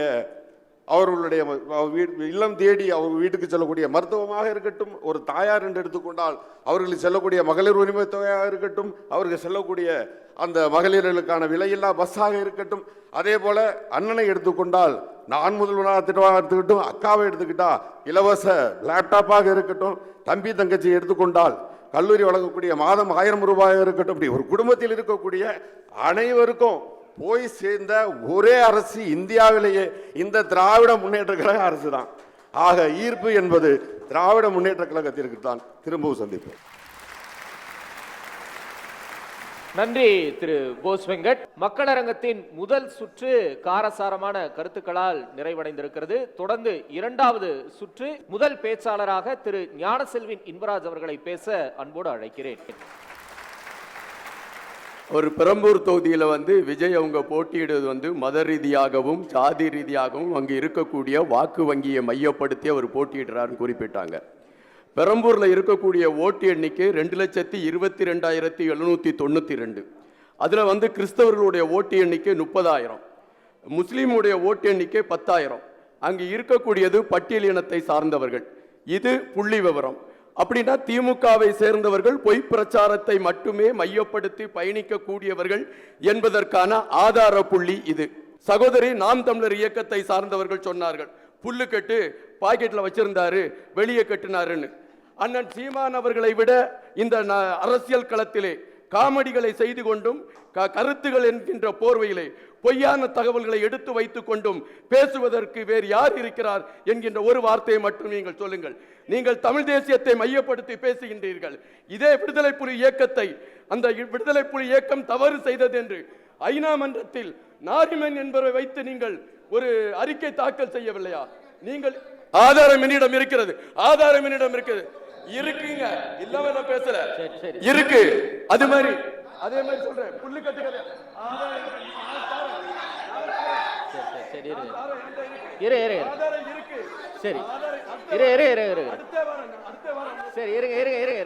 அப்புறம் நான் ஆதாரம் இருக்கு, நான் தரேன் பிரதர், இருக்கு பிரதர், என்கிட்ட இருக்கு, தரேன். நான் செல் ஆஃப்ல இருக்கு, ஆன் பண்ணி தரேன், காட்டி தாட்டுறேன், இருக்கு பிரதர், இருக்கு. இந்த மிரட்டலுக்கு நாம விட மாட்டோம், இருக்குடா, இருக்கு, இருக்கு, இருக்கு, அவ்வளவுதான். நான் சொல்றேன், புல்லுக்கட்டு. ஒரு வைத்தியம் கண்டுபிடிச்சாங்களாம். அது வைத்தியம் எப்படி கண்டுபிடிச்சாங்கன்னா, ஒரு கரிய துண்டு துண்டா ஒருத்தன் வெட்டினானா, வெட்டின உடனே ஒரு இலையில வச்சு மடிச்சிட்டாங்களாம். அவன் வீட்டுக்கு போன உடனே அந்த இலையில இருக்க அந்த எலும்பு எல்லாம் ஜாயிண்ட் ஆயிட்டான். அப்படித்தான் சித்த வைத்தியம் கண்டுபிடிச்சாருன்னுட்டு உங்க புல்லுக்கட்டு தலைவர் சொன்னாரு. உங்க தலைவர் புல்லுக்கட்டு தான், அவரும் புல்லுக்கட்டு தான், உங்க தலைவரும் புல்லுக்கட்டு தான். நான் அவை நாகரிகம் கருதி சீமான் அவர்களை பேசக்கூடாது என்று நினைத்திருந்தேன். சரியா? அதுக்கு பிறகு இது முடிஞ்சா நீங்க விமர்சனங்கள்ல இது உண்மை. அதே மாதிரி இங்க சொல்றது என்னன்னா, தாவேக்காவா, தாவேக்கால இருக்கக்கூடிய இப்படி, தாவேக்கால இருக்கக்கூடிய அப்படி, தாவேக்கால இருக்கக்கூடிய யாராவது இந்த நீங்க இங்க தாவேக்கால இருக்கக்கூடிய யாராவது நாங்கள் அரசியல் களத்தில் நாங்கள் அரசியல் மையப்படுத்திய களத்தை எடுத்து பயணித்துக் கொண்டிருக்கின்றோம். அந்த அரசியல் களத்தில் நாங்கள் கருத்து ரீதியாக உங்களுக்கு எதிரான கருத்துக்களை எடுத்து வைத்துக் கொண்டிருக்கிறோம் என்றால் கருத்தியல் ரீதியான மோதலை எடுப்பதுதான் சால சிறந்ததாக இருக்கும். ஒருவனை கலைஞர் கருணாநிதி அவர்கள் ஒரு கட்டத்தில் சொல்வாராம், அதாவது ஒரு இடத்துல ஒரு பிரச்சனை வருதுன்னா அந்த பிரச்சனையை நம்ம மாற்றணும்னா வேறொரு இடத்துக்கு அதை திசை திருப்பணும். இங்கு அவமானம் என்கின்ற வார்த்தையை தமிழக வெற்றி கழகத்தை நோக்கி வீசிக்கொண்டே இருந்தால் இவர்கள் வீழ்ந்து விடுவார்கள் என்கின்ற கணக்கிட்டு இது போன்ற கட்டுக்கதைகளும் இது போன்ற பொய் பிரச்சாரங்களும் எடுத்து வைக்கப்பட்டு கொண்டு இருக்கின்றது. இன்பராஜ், ஒரே நிமிஷம், எப்ப கலைஞர் கருணாநிதி அப்படி சொன்னாரு? கலைஞர் கருணாநிதி ஒரு பிரச்சனை நடந்தா மடைமாற்றி இன்னொரு பிரச்சனையை நம்ம உருவாக்கணும்னு எப்ப சொன்னாரு? உருவாக்கல, ஒரு பிரச்சனை வருகின்ற பொழுது அந்த பிரச்சனை திசை திருப்புவதற்கான இப்ப அறிக்கை ஒண்ணு கொடுக்குறாங்க. நீங்க சொன்ன வார்த்தை அவர் சொல்லி இருக்காரா? இதுக்கு இது இருக்கு, சொல்லி இருக்கு. நான் உங்களை எடுத்து அது சாரு சார், பொய்ங்க சார், பொய்யெல்லாம் பேசல சார், இது பொய்யெல்லாம் பேசல, இருக்கு தோழர். இல்ல ஒரே நிமிஷம், இப்ப இல்லங்க, நான் ஒண்ணு சொல்லிடுறேன். கலைஞர் கருணாநிதி ஆகட்டும், செல்வி ஜெயலலிதா ஆகட்டும், எந்த தலைவரும் இப்படி வெளிப்படையாலாம் சொல்ல மாட்டாங்க. ஒருவேளை உண்மையா இருந்தாலும் இப்படி எல்லாம் யாரும் சொல்ல மாட்டாங்க. இருக்கு தலைவர், இதெல்லாம் இருக்கு, வரலாறு இருக்கு. நீங்க பழைய காலத்துல பழைய காலத்துல எத்தனை பத்திரிகை வந்திருக்குன்னு உங்களுக்கு தெரியுமா? பழைய காலத்துல எத்தனை பத்திரிகை? சரிங்க, ஒரு தலைவர் ஒரு பிரச்சனை இருக்கு, இன்னொரு பிரச்சனையை உருவாக்கி விடுறேன்னு சொல்லுவாரா? மக்கள் மறக்கக்காக இன்னொரு பிரச்சனை உருவாக்குவேன்னு அவர் சொல்லுவாரா? பிரச்சனை அந்த பிரச்சனை சொல்ல, அரசியல் ரீதியான களங்கள் நான் சொல்லிட்டு வரேன். அப்படி சொல்லி இருக்காரு. ஆமா, இப்ப ஒரு பிரச்சனை நடக்குது, வேற ஒரு பிரச்சனை எடுத்து வைக்கப்படும் மக்கள் மன்றத்துல, அதைத்தான் நான் சொல்றேன். இது சரியா? இது நடந்துட்டு தான் இருக்கு, அரசியல் களத்தில் நடந்துட்டு இருக்கு. இல்ல இல்ல இல்ல ஆனா தாரேன் அரசியல் களத்துல இது இருக்கு சரியா. அதனால தமிழக வெற்றி கழகத்தை பொறுத்த மட்டும் இப்ப கரிஸ்மா தலைவர் யார், இப்ப வந்து ஈர்ப்பு தலைவர் யார் தான். இப்ப வந்து தமிழக அரசியல் களத்துல நிறைய தலைவர்கள் இருக்கிறாங்க. இந்த தலைவர்கள் எல்லாருமே சுற்றுப்பயணம் போறாங்க. இந்த தலைவர்கள் எல்லாமே மக்களை சந்திக்கிறாங்க. இந்த தலைவர்கள் ஒவ்வொருவருமே சந்திக்கக்கூடிய களத்துல மக்கள் கொடுக்கக்கூடிய அந்த ரெஸ்பான்ஸ் இருக்கு, அதாவது மக்களுடைய எதிர்பார்ப்பு. இப்ப பாத்தீங்கன்னா ஒரு என்னுடைய நண்பர் ஒருவர் வந்து திமுக மிக முக்கியமான ஒரு புள்ளியில் இருக்கார். அவர் வந்து இதுவரை திமுகவுக்கு தான் வாக்களித்துட்டு இருக்கிறார். அவருடைய வீட்டில் இருக்கக்கூடிய 10ஆம் கிளாஸ் படிக்கக்கூடிய ஒரு பொண்ணு, அம்மா அப்பா இந்த தடவை நீங்க வந்து தாவேக்காக்கு தான் நீங்க வாக்களிக்கணும். அதாவது பொதுமக்களே இப்பொழுது பிரச்சாரத்தை தாவேக்காவை நோக்கி எடுக்கலான ஒரு களம் இப்பொழுது உருவாகிறது. எங்களை பொறுத்த மட்டில் நீங்கள் தொடர்ச்சியாக வைக்கக்கூடிய ஒரு விமர்சனம் தற்குறி அல்லது இவர்களுக்கு அரசியல் தெரியாது என்கின்ற தற்குறி என்பதற்கான அர்த்தமே வேறு. அதாவது காளியம்மா போன்றவர்களுக்கு அது தெரியும் என்று நான் நினைக்கின்றேன். தற்குறி என்பதற்கு தமிழன் முதலாக உலகத்தில் உருவான பொழுது ஒரு குறியீடு அவன் மேல், அதாவது ஒரு குறியீடு. இப்ப இந்த வீட்டில் சார்ந்தவர்களுக்குன்னா ஒரு குறியீடு, இவனுக்கு என்றால் ஒரு குறியீடு, அதைத்தான் தற்குறியீடு என்று குறிப்பிடப்பட்டிருக்கிறது. ஓகே, நாங்கள் விஜய் என்கின்ற அந்த மாமனிதனை நேசிக்கக்கூடிய தற்குறிகளாக இருப்பதில் நாங்கள் பெருமைப்படுகிறோம். இதுல எங்களுக்கு ஒன்றும் வருத்தமே கிடையாது. இதை நாங்கள் வருத்தமாவே வைக்கல. எம்ஜிஆர் அவர்கள் அரசியல் கட்சி தொடங்கிய பொழுது விசிலடிச்சாங்க குஞ்சுகள் என்றுதான் சொன்னார்கள். ஆனால் ஆட்சி பீடத்தில் எம்ஜிஆர் அவர்கள் அமர்ந்த பொழுது அதன் பின்பு அந்த விசிலடிச்சான் குஞ்சுகள் என்ற வார்த்தை மாறி அவர்களை தொண்டர்கள் என்று நீங்கள் சொல்லவில்லையா? களம் அப்படித்தான் உருவாகி கொண்டிருக்கும். இன்று நீங்கள் என்னை தற்குறிகள் என்று சொல்லலாம், நாளை இதே அரசியல் களத்திலே நாங்கள் எப்படி மாற்று சக்தியாக இங்கு உருவாகி இருக்கிறோம், ஆட்சி பீடத்தில் எங்களுடைய தலைவர் எப்படி அமரப்போகிறார் என்கின்ற களங்கள் எல்லாம் நீங்கள் பொறுத்திருந்து பாருங்கள், காலம் முடிவு செய்யும்.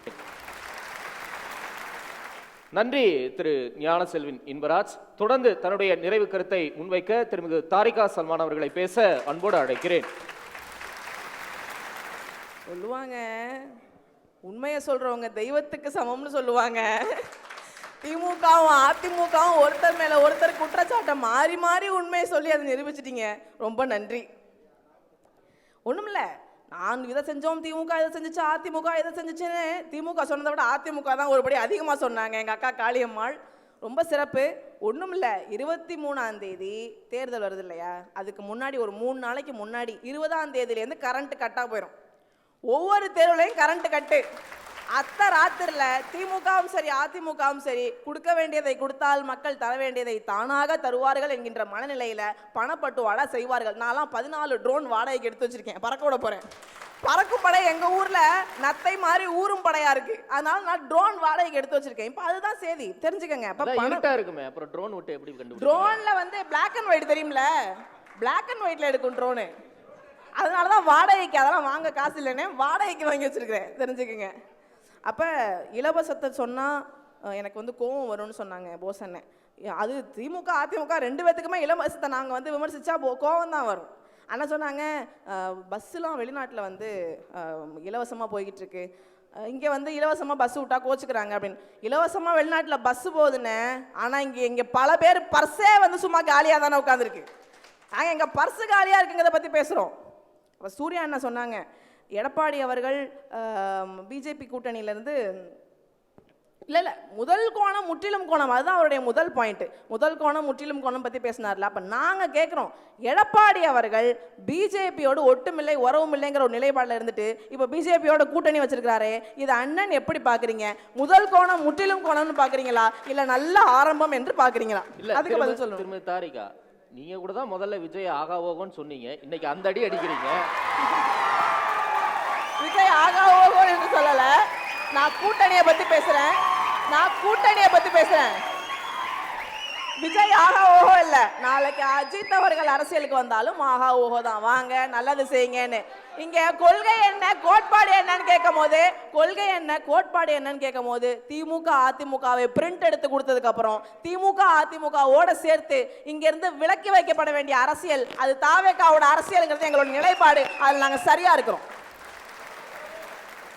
இதுவரைக்கும் பனையூர்ல இருந்து ஐயா பாக்கெட் சைஸ் புல்லுக்கட்டு அவர்கள் வெளியில வந்தாங்க அப்படின்னா இங்க பாமரர்களின் உயிர் தான் பறி போயிட்டு இருந்துச்சு. இப்பெல்லாம் காவலர்களுக்கே ஆபத்து வர ஆரம்பிச்சிருச்சு. இன்னைக்கு பாருங்க, திருச்சியில வேட்புமனு தாக்கல் செய்ய போயிருக்கிறாங்க. ஒரு காவலர் வந்து ஆதரவு அர்ஜுனா அவர்களுடைய கார்ல அடிபட்டு கால் உடஞ்சிருச்சு, அவருக்கு ஃப்ராக்சர் ஆயிருச்சு. அப்ப சிந்திச்சு பாருங்க, பாதுகாப்பு இல்லாத ஒரு அரசியல், யாருக்குமே பாதுகாப்பு இல்லை, இவங்களால மற்றவங்களுக்கு பாதுகாப்பு இல்லை. அதை நீங்க சிந்திச்சுக்கணும். பாஜகவும் திமுகவும் ஒன்று, ஒரு நாணயத்தின் இரண்டு பக்கங்கள்ல ஒன்று திமுகனா இன்னொன்று பாஜக. அதை யாராலும் மறுக்க முடியாது. அதுக்கு அவங்களுடைய கொள்கைகளே சாட்சி. என்னன்னு பாருங்க, இப்ப ஒவ்வொரு தொகுதியிலையும் வேட்பாளர்கள் அறிவிக்கிறீங்க, 234 தொகுதியிலையும். ஆனால் அமைச்சர்கள் போட்டியிடக்கூடிய, திமுகவை சேர்ந்த அமைச்சர்கள் போட்டியிடக்கூடிய தொகுதிகளில் இரட்டை இலை சின்னம் இல்லை. அதுக்கு பதிலாக பாஜக சின்னம் இருக்கு. அந்த தொகுதியை அதிமுக திமுகவுக்கு விட்டு கொடுக்குது. அதனால தான் சொல்றேன், ஒரு நாணயத்தின் இரண்டு பக்கங்களில் ஒன்று பிஜேபினா ஒன்று திமுக. பெண்களின் பாதுகாப்பை பற்றி திமுக அதிமுக வாயே திறக்கல, பாஜகவும் வாய் திறக்காது. நீங்கள் நல்லா சிந்திச்சு பாருங்க, இந்தியாவிலேயே பெண்களுக்கு எதிரான வன்கொடுமைகள், பாலியல் வன்கொடுமைகள் நடக்கக்கூடிய மாநிலங்களாக எதெல்லாம் இருக்குன்னு பார்த்தீங்கன்னா BJP ruling parties, BJP ruling state, அப்புறம் பிஜேபியோட அலைன்ஸ் ரூலிங் ஸ்டேட். ஆனால் அந்த இடத்தெல்லாம் வந்து திமுக ஓவர்டேக் பண்ணி போய்கிட்டு இருக்கு. அதனால பெண்கள் பாதுகாப்பை பற்றி இவங்களுக்கு எந்த அக்கறையும் இல்லை. நாம் தமிழர் கட்சி நாங்கள் என்ன சொல்றோம் அப்படின்னா, எங்களுடைய ஆட்சியில் பெண்களுக்கு எதிராக ஒரு விரல் நீண்டால் கூட அந்த விரலை சிதைக்கும் சட்டங்களை நான் உருவாக்குவேன். பெண் பிள்ளைகளுக்கு எதிரான பாலியல் வன்கொடுமைக்கு மரண தண்டனை மட்டும்தான் ஒரு தீர்வாக இருக்கும் நாங்கள் சொல்றோம். இதை திமுக அதிமுக பிஜேபி காங்கிரஸ் செய்வாங்களா, சொல்லுவாங்களா? அதுதான் நம்மளுடைய கேள்வி. அப்ப திமுக அதிமுக ரெண்டு பேருமே யார் ஆட்சிக்கு வந்தாலும் பசி பஞ்சம் ஊழல் லஞ்சம் கொலை கொள்ளை இதெல்லாம் நடக்கத்தான் போகுது. அதனால திமுக அதிமுகவை இங்கிருந்து அகற்றுவதற்காக நாம் தமிழர் கட்சி குரல் கொடுக்குது. நீங்க பாருங்க, வாக்குறுதிக்கு மேல வாக்குறுதி. ஒவ்வொரு தேர்தலையும் 301, 401, 501, 701 வாக்குறுதிகள் கொடுப்பாங்க திமுக அதிமுக. அந்த வாக்குறுதிகள் முழுமையாக நிறைவேற்றப்பட்டதா? அண்ணன் கேட்டிருந்தாங்க எஸ்.ஜி. சூர்யா அவர்கள். முழுமையாக நிறைவேற்றப்பட்டதா? இல்ல. 1.5 லட்சம் காலி பணியிடங்களை நாங்கள் நிரப்புவோம்னு திமுகவும் சொல்லுது, அதிமுகவும் சொல்லுது. எப்படி நிரப்புவீங்க? நிரப்புனீங்களா? வருஷத்துக்கு 10 லட்சம் இளைஞர்களுக்கு வேலை வாய்ப்பு கொடுப்பேன்னு சொன்னிச்சு திமுக. 5 வருஷத்துல 50 லட்சம் பேருக்கு வேலை வாய்ப்பு கொடுத்துருச்சா? டாஸ்மாக இழுத்து மூடுவேன்னு சொன்னாங்க அம்மையார் கனிமொழி அவர்கள், மூடினாங்களா? நீட் தேர்வை ஒழிப்போம்னு சொன்னாங்களே, ஒழிச்சாங்களா? கேஸ் சிலிண்டருடைய விலையை குறைப்பேன்னு சொன்னாங்க, குறைச்சாங்களா? பெட்ரோல் டீசல் விலையெல்லாம் குறைப்பாங்க அம்மா, எப்படி குறைப்பாங்கன்னு தெரியல, குறைச்சாங்களா? இல்லை. இவங்க பாருங்க, மறுபடியும் பாக்கெட் சைஸ் புல்லுக்கட்டு அவர்கள் என்ன சொல்றாரு, நான் திருப்பி அதே கேஸ் சிலிண்டர் வருஷத்துக்கு 6 சிலிண்டர் நாங்கள் கொடுப்போம்னு சொல்றாங்க. இவர் எந்த நேரத்தில் சொன்னாரோ தெரியலங்க, ஒரு சிலிண்டர் 10,000 ரூபா கொடுத்தா கூட சிலிண்டர் இப்போ கிடைக்கிறது இல்லை. நல்ல ராசி. திமுக வீரனை விநியோகம் செய்யுது, அதிமுக அந்த வீரனை வச்சு ஜிலு ஜிலுன்னு குடிக்கிறதுக்கு ஃப்ரிட்ஜ் தரங்குது. சிந்திச்சு பாருங்க எப்படிப்பட்ட ஒற்றுமை. இப்போ போதை கலாச்சாரத்தை ஒழிப்பதற்கு திமுக அதிமுக என்ன செஞ்சுச்சு? அதிமுகவுடைய ஆட்சியில குட்கா, ஊர் ஃபுல்லா குட்கா வருது, எங்க பார்த்தாலும் குட்கா கிடைக்குது அப்படின்னு சொல்லி குட்கா பாக்கெட்டோட சட்டமன்றம் சென்றாரே எங்கள் ஐயா ஸ்டாலின். இன்னைக்கு ஐயா ஸ்டாலின் அவர்களுடைய ஆட்சியில கஞ்சா தெருக்கு கிடைக்குது, மெத்தபெட்டமைன் தெரு கிடைக்குது. 2 கையிலையும் கஞ்சாவை மெத்தபெட்டமைன் எடுத்துட்டு சட்டமன்றத்துக்குள்ள போய் சொல்லுவாரா? குரல் கொடுக்க மாட்டார். அப்போ பெண்களுக்கு 50 விழுக்காடு நாங்கள் உள்ளாட்சி தேர்தலில் கொடுத்துருக்குறோம் அப்படின்னு சொல்லி சொன்னாங்க. 2 கட்சியும் மாற்றி நாங்கள் தான் கொடுத்தோம், நாங்கள் தான் செயல்படுத்தணும்னு சொல்லி சொன்னாங்க. உள்ளாட்சியிலேயே பெண்களை ஏன் நீங்கள் அடக்கி வச்சிருக்கீங்க? சட்டமன்றத்திலையும் பாராளுமன்றத்திலையும் 50 விழுக்காடு கொடுப்பதற்கு என்ன பிரச்சனை உங்களுக்கு? மனசு இல்லை. சமூக நீதி போற்றோன்னு சொல்லுவாங்க, பெண் விடுதலையை பேசணும்னு சொல்லுவாங்க, பெரியாரின் மண்ணுன்னு சொல்லுவாங்க. ஆனால் அதெல்லாம் செய்வதற்கான மனசு அவர்களிடம் இல்லை. அண்ணன் சொன்னாங்க, ஜீவன் அண்ணன், தாவேக்கால வந்து திமுக அதிமுகலேருந்து வெளியில் வந்த அதிருப்தியாளர்கள் போய் சேர்ந்துருக்கிறாங்க. வேட்பாளர் லிஸ்ட்லாம் பாருங்க, டுமில் குப்பம், வவ்வாலு, ஓட்டேரி, நரின்னு இருக்குங்கிறாங்க. நான் என்ன சொல்கிறேன், திமுக அதிமுகலேருந்து விலகின அதிருப்தியாளர்களே ஓட்டேரி, நரி, டுமில் குப்பம், வவ்வாலுன்னா திமுகவில் இருக்கக்கூடிய திருப்தியாளர்களுடைய பேரெல்லாம் யோசிச்சு பாருங்களேன். அவங்க எப்படிப்பட்ட ஆட்களாக இருப்பாங்க? திமுக அதிமுக 2 கட்சியிலையும். ஐயா கருணாநிதி அவர்கள் சாதி பார்த்து யாரையும் நிப்பாட்டலைங்க தேர்தலில் அப்படின்னாங்க. ஐயா கருணாநிதி சாதி பார்த்து நிற்கலை, சாதி பார்த்து நிப்பாட்டலை அப்படின்னா பொது தொகுதியில் எத்தனை ஆதி தமிழ்குடி வேட்பாளர்கள் நிப்பாட்டிருக்கிறாங்க? பொது தொகுதியில் திமுக அதிமுக எத்தனை ஆதி தமிழ்குடி வேட்பாளர்கள் நிப்பாட்டிருக்கீங்க? நாம் தமிழர் கட்சி இன்னும் ஆட்சி அதிகாரத்துக்கு வராத கட்சி பொது தொகுதிகளில் ஆதி தமிழ்குடி பெண் வேட்பாளர்களை தேர்தல் தோறும் நாங்கள் நிப்பாட்டுறோம். சமூக நீதி பேசக்கூடிய இந்த திமுக அதிமுக விடுதலை சிறுத்தை கட்சிகளுக்கு கொடுத்த சீட் எவ்வளவு? அண்ணன் திருமாவளவன் அவர்களுடைய கார்ல கூட ஒரு 7 சீட் இருக்குங்க. ஆனா அவருக்கு சீட்டு கொடுக்கறதுக்கு மறுக்கிறாங்க. புரட்சி பாரதத்துக்கு ஒரே ஒரு சீட்டு கொடுத்து விரட்டி விடுச்சு அதிமுக. என்ன சமூக நீதி நீங்க பேசுறீங்க?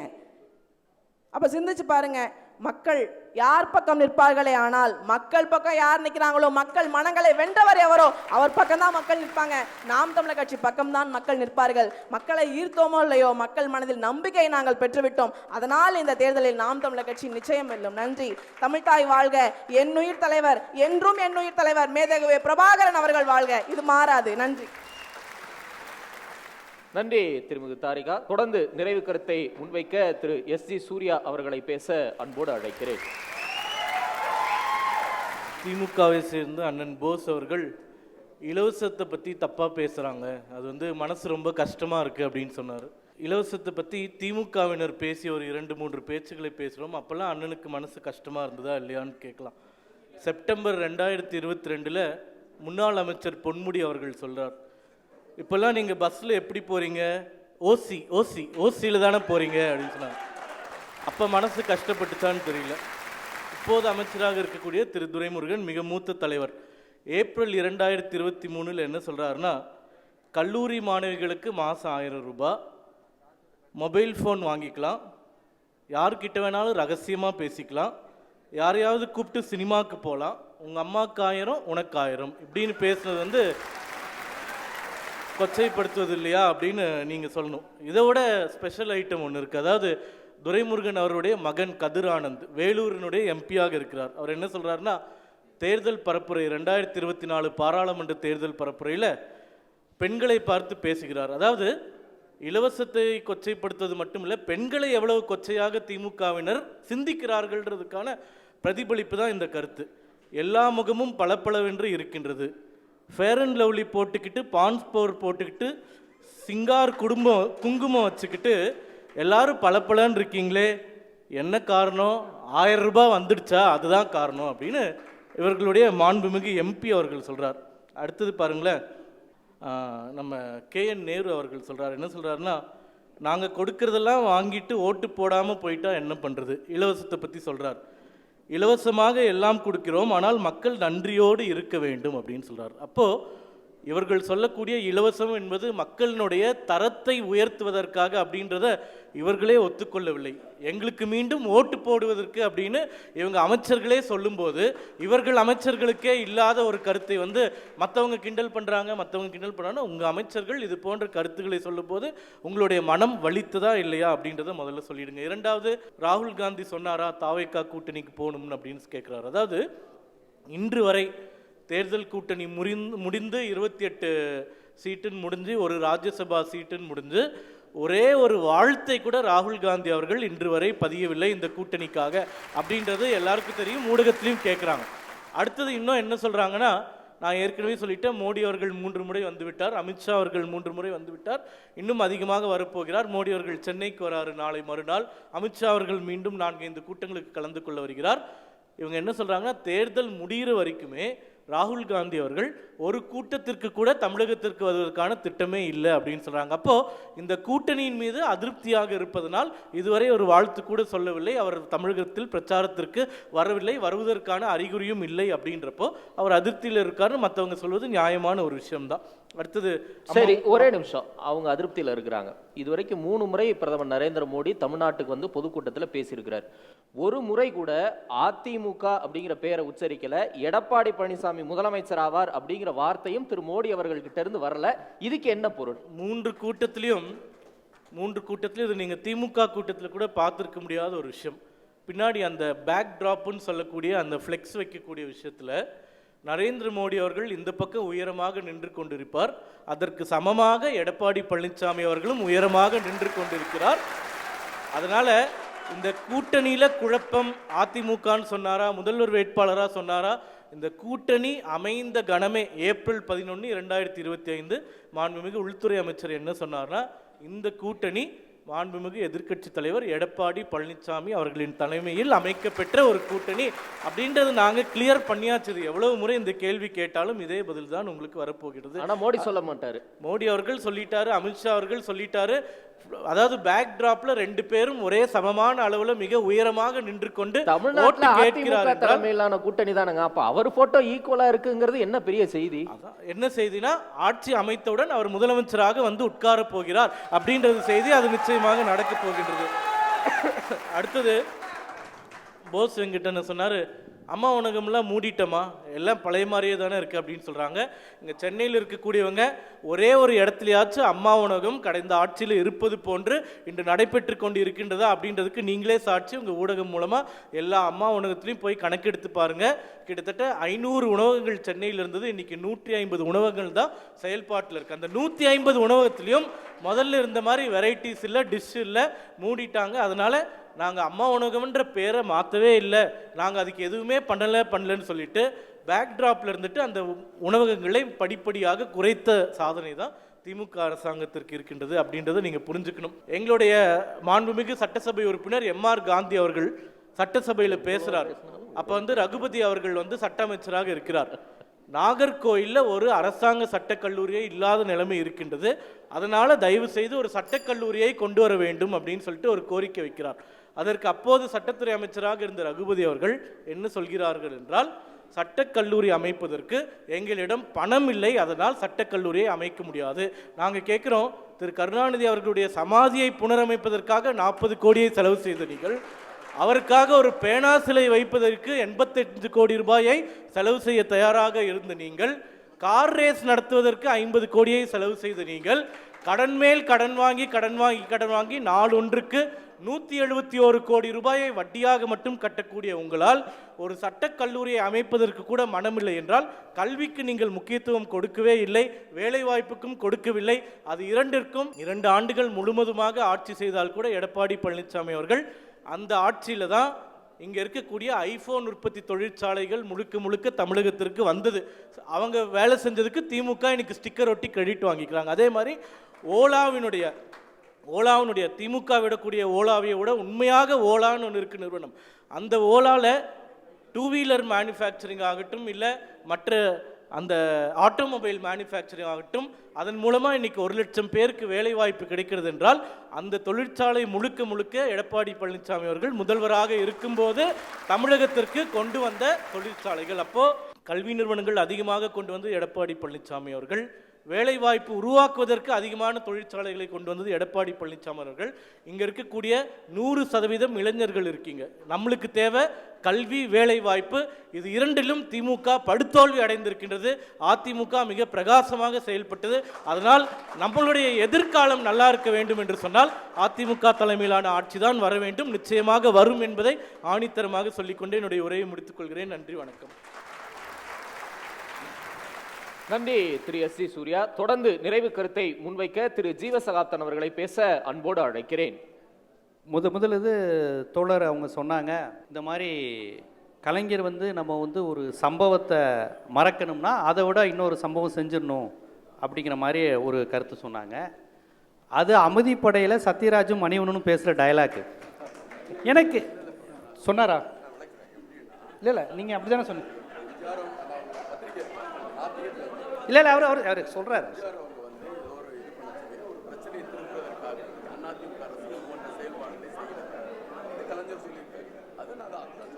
ஓ, எம்ஜிஆர் அப்படி செய்கிறாருன்னு கலைஞர் சொன்னாரா? ஓகே. இல்லை எம்ஜிஆர் அப்படி பண்ணுறாருன்னு கலைஞர் சொன்னதா அவர் சொன்னாராம். ஏன்னா எங்களுக்கு எப்படி அது பட்டதுன்னா, கலைஞரே நான் ஒரு விஷயத்தை பண்ணுறதுக்கு இன்னொரு விஷயத்த பண்ணிடுவேன் அப்படின்னு. இல்லை அப்படி தான் இது இதாச்சு. சரி ஓகே. ஏன்னா இப்போ எல்லாமே நம்ம ஒன்றுக்கு ஒன்று பேச வேண்டியது இருக்குது. எல்லாம் இன்றைக்கி தப்பான விஷயம் போய் சேர்ந்துரும்ல. அப்படி அதை தான் தம்பி கேட்டார், ஏங்க ஒருத்தர் அப்படியே அவரே வாங்க சொல்லுவார் நான் இப்படியெல்லாம் பண்ணுவேன் அப்படின்னு. ஏன்னா அந்த அமைதிப்படை படத்தில் சத்யராஜும் மணிவண்ணனும் அந்த சோ போட்டுக்கிட்டே பேசுவாங்க, ஜாதி கலவரத்தை எப்படி உண்டு பண்ணணும். அதுக்கு இப்படி பேசுறது அப்படிங்கிற மாதிரி ஆனதுனால அது தப்பாக கன்வே ஆகக்கூடாது. சரி, தோழரே அதை மறுத்துட்டார், நான் இந்த அர்த்தத்தில் சொல்லலை அப்படிங்கிறப்ப அதை நம்ம இது பண்ணிக்கலாம். அப்புறம் தோழர் தற்கூரிக்கு ஒரு அர்த்தம் சொன்னாங்க. உண்மையிலே எனக்கு தெரியல. ஆனால் தோழர் தற்கூரிங்கிற, அதாவது சில வார்த்தைகளை நான் எப்படி புரிஞ்சுக்கணும்னா, இதுக்கு இதுதான் அர்த்தம் அப்படின்னு நீங்கள் உண்மையிலே அப்படி ஒரு அர்த்தம் இருந்தால் கூட இன்னைக்கு பயன்பாட்டில் அது என்னவாக இருக்கிறது அப்படிங்கிறது ரொம்ப முக்கியம். நான் அதை சீரியஸாகவே சொல்கிறேன். இன்றைக்கி தற்கூரி அப்படின்னு உங்களை சொல்வது சிந்திக்க தெரியாதவர்கள்ங்கிற அடிப்படையில் தான் அந்த விமர்சனம் உங்களை நோக்கி வைக்கப்படுது. நாங்கள் தற்கூரி அல்ல என்று சொல்வது தான் பகுத்தறி உள்ள ஒரு பதில். ஆமாம் நாங்கள் தற்கூரி தான் அப்படின்னு சொல்வது சரியான பதில் அல்ல தோழர். நீங்கள் சங்க இலக்கியத்திலேருந்து எடுத்தீங்களோ எதுலேருந்து எடுத்தீங்களோ யார் சொன்னாங்களோ தெரியல, இப்படி குறியிடுவதுன்னு இதில் இன்றைக்கி அது என்னவாக பயன்படுகிறது அப்படின்னு தானே. நாற்றம் அப்படிங்கிறதுக்கு நல்ல அர்த்தம், நல்ல மனம்னு அர்த்தம். இன்றைக்கி தமிழில் நாற்றம்னா நாறுதுன்னு தான் அர்த்தம். நீ உன் மேலே எனக்கு நாறுது அப்படின்னு சொல்லிட்டு நான் என்ன அர்த்தத்தில் சொன்னேன் தெரியுமா, நல்ல மனம் வருகிறது என்று சொன்னேன், அப்படி நம்ப முடியுமா? இது மாதிரி தானே. இப்போ மடையன் அப்படிங்கிறதுக்கு அந்த ஆத்தோட மடைப்பகுதியில் இருந்து அதை திறந்து விடுறவனுக்கு பேர் மடையன். கீழடியில் இருக்குது மடை, மடச்சி. இன்னைக்கு மடச்சி மடையன்னு ஒருத்தனை வஞ்சிட்டு நீ யார் தெரியுமா, மக்களுக்கு அந்த கடைமடை பகுதியில் தண்ணீரை திறந்து விடுவோம், அதனால் நீ மடையன் அப்படின்னு சொன்னால் ஏற்றுக்குவாங்களா? அதனால் தற்குறி அப்படி என்று சொல்லுகின்ற வார்த்தை உங்களுக்கு வந்துருச்சுன்னா அதை நீங்கள் நாங்கள் அப்படி அல்ல என்று நீங்கள் செயல்படுவது தான் சரியே ஒழிய அதை பெருமையாக ஆமால் நீங்கள் தற்குறி, நாங்கள் தற்குறி தான் என்று சொல்வது எப்படி சரியாக இருக்குன்னு எனக்கு தெரியல. ஏன்னா நம்ம அதை மொழி அடிப்படையிலையும் விளக்கிடுவோம், வரலாற்று அடிப்படையிலையும் விளக்கிடுவோம், நிகழ்கால அடிப்படையிலும் அதுக்கான என்னென்ன வார்த்தைகள்ங்கிறத நம்ம பண்ணணும். அப்படி பார்த்தோம்னா இந்த 23ஆம் புலிகேசில் வடிவேல் சொல்கிற மாதிரி தான், மன்னா நீ ஒரு புண்ணாக்கு அப்படின்னு சொல்கிற மாதிரி இருக்கும்ல, நீ இதை செய்பவன் என்று பொருள்னு ஒவ்வொரு முறையும் திட்டிட்டு அதுக்கு ஒரு அர்த்தத்தை சொல்லுவாங்கல்ல, மாங்கா மன்னா மா மன்னாங்கிற மாதிரி, அந்த மாதிரி ஆயிரும். அதனால் 23ஆம் புலிகேசியா விஜயை நீங்கள் சொல்லிடாதீங்க அப்படின்றதுக்காக தான் நான் அந்த விஷயத்தை தெளிவுபடுத்தணும், எல்லாருக்கும் போகணுங்கிறதுக்காக. கலைஞர் அவர்கள், ஜெயலலிதா அவர்கள், எம்ஜிஆர் அவர்கள் கட்சியில் அவங்க அந்தந்த தொகுதியில் யார் செல்வாக்கு யார் ஜெயிக்க முடியும்னு பார்த்தாங்க, நிப்பாட்டுவாங்க. அது காமராஜர்ல இருந்தே அப்படி தான். காமராஜர் மாத்தியா நிப்பாட்டினாரு காங்கிரஸில். இப்போ ராமநாதபுரத்தில் மரவரை தாண்டி காமராஜர் நிப்பாட்டியிருக்காரா? மரவரி ஆக முடியும் தாண்டி அப்படி தான் காமராஜர் நிப்பாட்டினாங்க. அப்படித்தான் திமுக நிப்பாட்டும், அப்படி தான் அதிமுக நிப்பாட்டுவாங்க. ஏன் விஜய் கட்சி கூட அப்படி தான் நிப்பாட்டியிருக்கிறாங்க. அப்போ மாற்றத்தை தரப்போறேங்கிற கட்சியில் அது இருக்குங்கிறது விமர்சனம். ஜாதி பெரும்பான்மை சமூகத்துக்கு கிடைக்குதுங்கிறது மாற்றப்பட வேண்டிய விஷயம்தான், அதெல்லாம் நம்ம ஏற்க முடியாது. நான் சொன்னது கலைஞருக்கோ எம்ஜிஆருக்கோ ஜெயலலிதாவுக்கோ காமராஜர் அவர்கள் அப்படி இல்லை. ஆனால் கட்சியினர் எல்லா கட்சியும் அப்படி படுத்து நிப்பாட்டுவாங்க. மாற்றி நிப்பாட்ட முடிஞ்சால் மக்கள்கிட்ட இருந்து அந்த மனமாற்றம் வரணும். ஏன்னா மக்கள் சாதியாக இருக்கிறாங்க, குடும்பம் சாதியாக இருக்குது, குடும்பங்கிற அமைப்பு ஆணாதிக்க அமைப்பில் இருக்குது. நான் சொல்கிறத கொஞ்சம் ஐடியாலஜிக்கலாக புரிஞ்சுக்கோங்க. சரிங்க, அதை உடைக்கிறதுக்கு தானே திராவிட இயக்கம் உருவாச்சு. அதுதாங்க உடைக்கணும்ல, நீங்க ஏன் சமரசம் பண்ணிக்கிறீங்க? அதை உடைச்சிருக்கிறாங்க. இதில் சந்தோஷப்படுறது ஒன்றும் இல்லை. சமரசம் பண்ணலைங்க. இங்கங்க பவர் உடைக்கணுங்கிறதுக்காண்டி தான் நான் பேசிக்கிட்டு இருக்கேன். இல்லை நீங்கள் நம்ம சாதி பார்த்தா நிப்பாட்டணும்னு நான் சொல்லலை. இன்றைய கட்சிகள் பெரும்பாலான கட்சிகள் அப்படிதான் இருக்கு. ஏன்னா வெற்றியை தரக்கூடிய விஷயமாவும் அது இருக்கு. இல்ல அது மாறணும்ங்கிறேன் நான். பொது தொகுதியில ஏன் ஆதி தமிழ் குடியை நிறுத்த முடியல அப்படின்னு கேட்குறாங்க. இந்த கேள்வி சரியான கேள்விதான். பொது தொகுதியில பட்டியல் சமூகத்தினரை நிப்பாட்டணும், அது இயல்பாகணும். சாதி பார்த்து பாருகிற வாக்குகள் இங்கே குறையணும். ஆனால் சமூகத்தில் மாறலை, அது மாற்றணும். ஆனால் இன்னைக்கு நாம் தமிழராக இருக்கட்டும், வேற கட்சிகளாக இருக்கட்டும், நாங்கள் இப்படி பொது தொகுதியில் நிப்பாட்டுவோம், பெண்களை நிப்பாட்டுறோம், இது மாதிரி நீங்கள் நிப்பாட்டுதலுங்க விமர்சனம் வைக்கிறாங்க. வாழ்த்துக்கள், அப்படி நிற்பதுக்கு வாழ்த்துக்கள். தலித் எழில்மொழியை திருச்சியில் பொது தொகுதியில் அதிமுக ஜெயலலிதாமையார் ஜெயிக்க வச்சாங்க. திருச்சியில் கள்ளர்களும் முத்தரையர்களும் பெரும்பான்மையாக இருக்கிற பகுதிகளில் பொது தொகுதியில் நின்று ஜெயிக்க வச்சாங்க. கலைஞர் கோயம்புத்தூரில் தண்டபாணிங்கிற ஒரு தலித்தை கோவை மாறி சாதி இருக்கக்கூடிய பகுதியில் கவுண்டர்களும் நாயுடுகளும் தெலுங்கு செட்டியார்களும் இருக்கக்கூடிய பகுதியில் தண்டபாணிங்கிறவரை நாடாளுமன்ற தொகுதியில் பொது தொகுதியில் ஜெயிக்க வச்சாரு. நீங்க எத்தனை சீட்டு வேணாலும் கொடுக்கலாம், அது சீட்டு. கலைஞரும் ஜெயலலிதாவும் கொடுத்தது போஸ்ட். மக்களை ஈர்ப்பது யார்? அந்த தலைப்புக்கு பொருத்தமா ஒன்று. மக்களை ஈர்ப்பது கண்டிப்பாக இங்க திராவிட கட்சிகள் தான் தொடர்ச்சியா வந்திருக்கு. திராவிட கட்சிகளுக்கு மாற்று அப்படின்னு சொன்னது எதையுமே தமிழ்நாட்டு மக்கள் இதுவரை ஏற்றுக்கொண்டதே கிடையாது. ஒரே ஆன்சர்னா என்ன சொல்லுவீங்க? சொல்லுங்க. மக்களை ஈர்ப்பதுங்கிறது நான் தொடக்கத்திலே சொல்லிட்டேன், டெல்லி வெர்சஸ் தமிழ்நாடு தான். இன்னைக்கு வடவர ஆதிக்கமும் பாஜக ஆதிக்கமும் இருக்கும்போது பாஜகவை எதிர்க்கின்ற கூட்டணி எது, கட்சி எதுன்னு பார்த்தாங்க, மக்கள் வாக்களிப்பாங்க. ஆல்டர்னேட்டிவ் மாற்றம் சொல்றது கவர்ச்சியா இருக்கும், ஜெயிக்காது. அது ரொம்ப ஈர்ப்பா இருக்கும். முதல் முறை ஓட்டு போடுறவங்க இவங்களுக்கெல்லாம் பாருங்களேன், எது சமூக நீதி, இடஒதுக்கீடு, மாநில சுயாட்சி, இன்னைக்கு நம்ம வந்திருக்கக்கூடிய வளர்ச்சி எதுவும் தெரியாத ஒரு கூட்டம் புதுசாக நடிகர் வந்தாலும் அல்லது புதுசாக யாராவது ஆல்டர்னேட்டிவ் சொன்னாலும் உடனுக்குடனே அதை ஆதரிப்பாங்க. அது ரொம்ப ஈர்ப்பாக இருக்கும். கையில் நெய்க்கரண்டி இல்லை, என்ன வேணாலும் பேசலாம், எப்படி வேணாலும் கையாட்டலாம். அவன் நெய்க்கரண்டியோடு இருக்கிறவங்க. அதோட இன்னைக்கு உங்களுக்கு ரெண்டுக்கும் வித்தியாசம் இருக்குது. உங்களுக்கு எல்லாத்தையும் விமர்சிக்கிறது ரொம்ப எளிமையான விஷயம் தானுங்க. ரொம்ப அதிகாரத்துக்கு வராமல் புதுசாக எல்லாத்தையும் விமர்சிக்கிறது எளிமையான விஷயம்தான். ஆனால் விமர்சிக்கக்கூடிய இடத்துல இருந்து, எதிர்க்கட்சியாக இருந்து, குழந்தையாக இருந்து வளர்ந்து அதிகாரத்துக்கும் செஞ்சு எதையெல்லாம் கோரிக்கையாக வச்சார்களோ அதெல்லாம் செஞ்சுட்டாங்க. 1929 எல்லாத்தையும் செய்ய வேண்டியது இருக்குது. 1929 செங்கல்பட்டு சுயமுறைய மாநாட்டில் பெரியார் பேசின அனைத்து விஷயங்களில் 50 விழுக்காடுக்கு மேலே இன்னைக்கு திராவிட இயக்கம் செஞ்சு முடிச்சிருக்கு. பெண்களுக்கான சுயமரியாதை திருமணமாக இருக்கட்டும், பெண்களுக்கு சொத்துரிமையாக இருக்கட்டும், இதெல்லாம் 29 பெரியார் வைத்த கோரிக்கை. அது 67க்கு பிறகு அண்ணா, கலைஞர்னு தொடர்ச்சியாக வந்துட்டாங்க. 69% எம்ஜிஆர், ஜெயலலிதா, இடஒதுக்கீடுன்னு எல்லாத்தையும் வந்துருச்சு. இப்படி செஞ்ச ஒரு மாநிலம் நீங்கள் இந்தியாவில் காமிங்க. பிற்படுத்தப்பட்டவர்கள், ஒடுக்கப்பட்டவர்கள், பெண்கள், சிறுபான்மையினர் பார்த்து பார்த்து செஞ்சு வளர்ந்த ஒரே மாநிலம் தமிழ்நாடு தான். அதை வந்து நீங்கள் மறுக்கவே முடியாது. இன்னைக்கு வந்து எளிய பிள்ளைகள், பழங்குடியின பிள்ளைங்க, சாதாரண வீட்டு பிள்ளைங்க அதிகமாக அதிகாரிகளாகவும் பெரிய அளவிலும் போகிற ஒரே மாநிலமாக தமிழ்நாடு இருக்கிறது. அதில் நீங்கள் எந்த மாற்று கருத்து இல்லை. ஆனால் படித்தவர்கள், விவரம் தெரிந்தவர்கள், பகுத்தறிவாதிகள், வரலாறு தெரிந்தவர்களுக்கு தெரியும். புதுசாக மாற்று, ஆல்டர்னேட்டிவ் என்று சொல்பவர்கள் பேச்சு கேட்க நல்லாயிருக்கும்.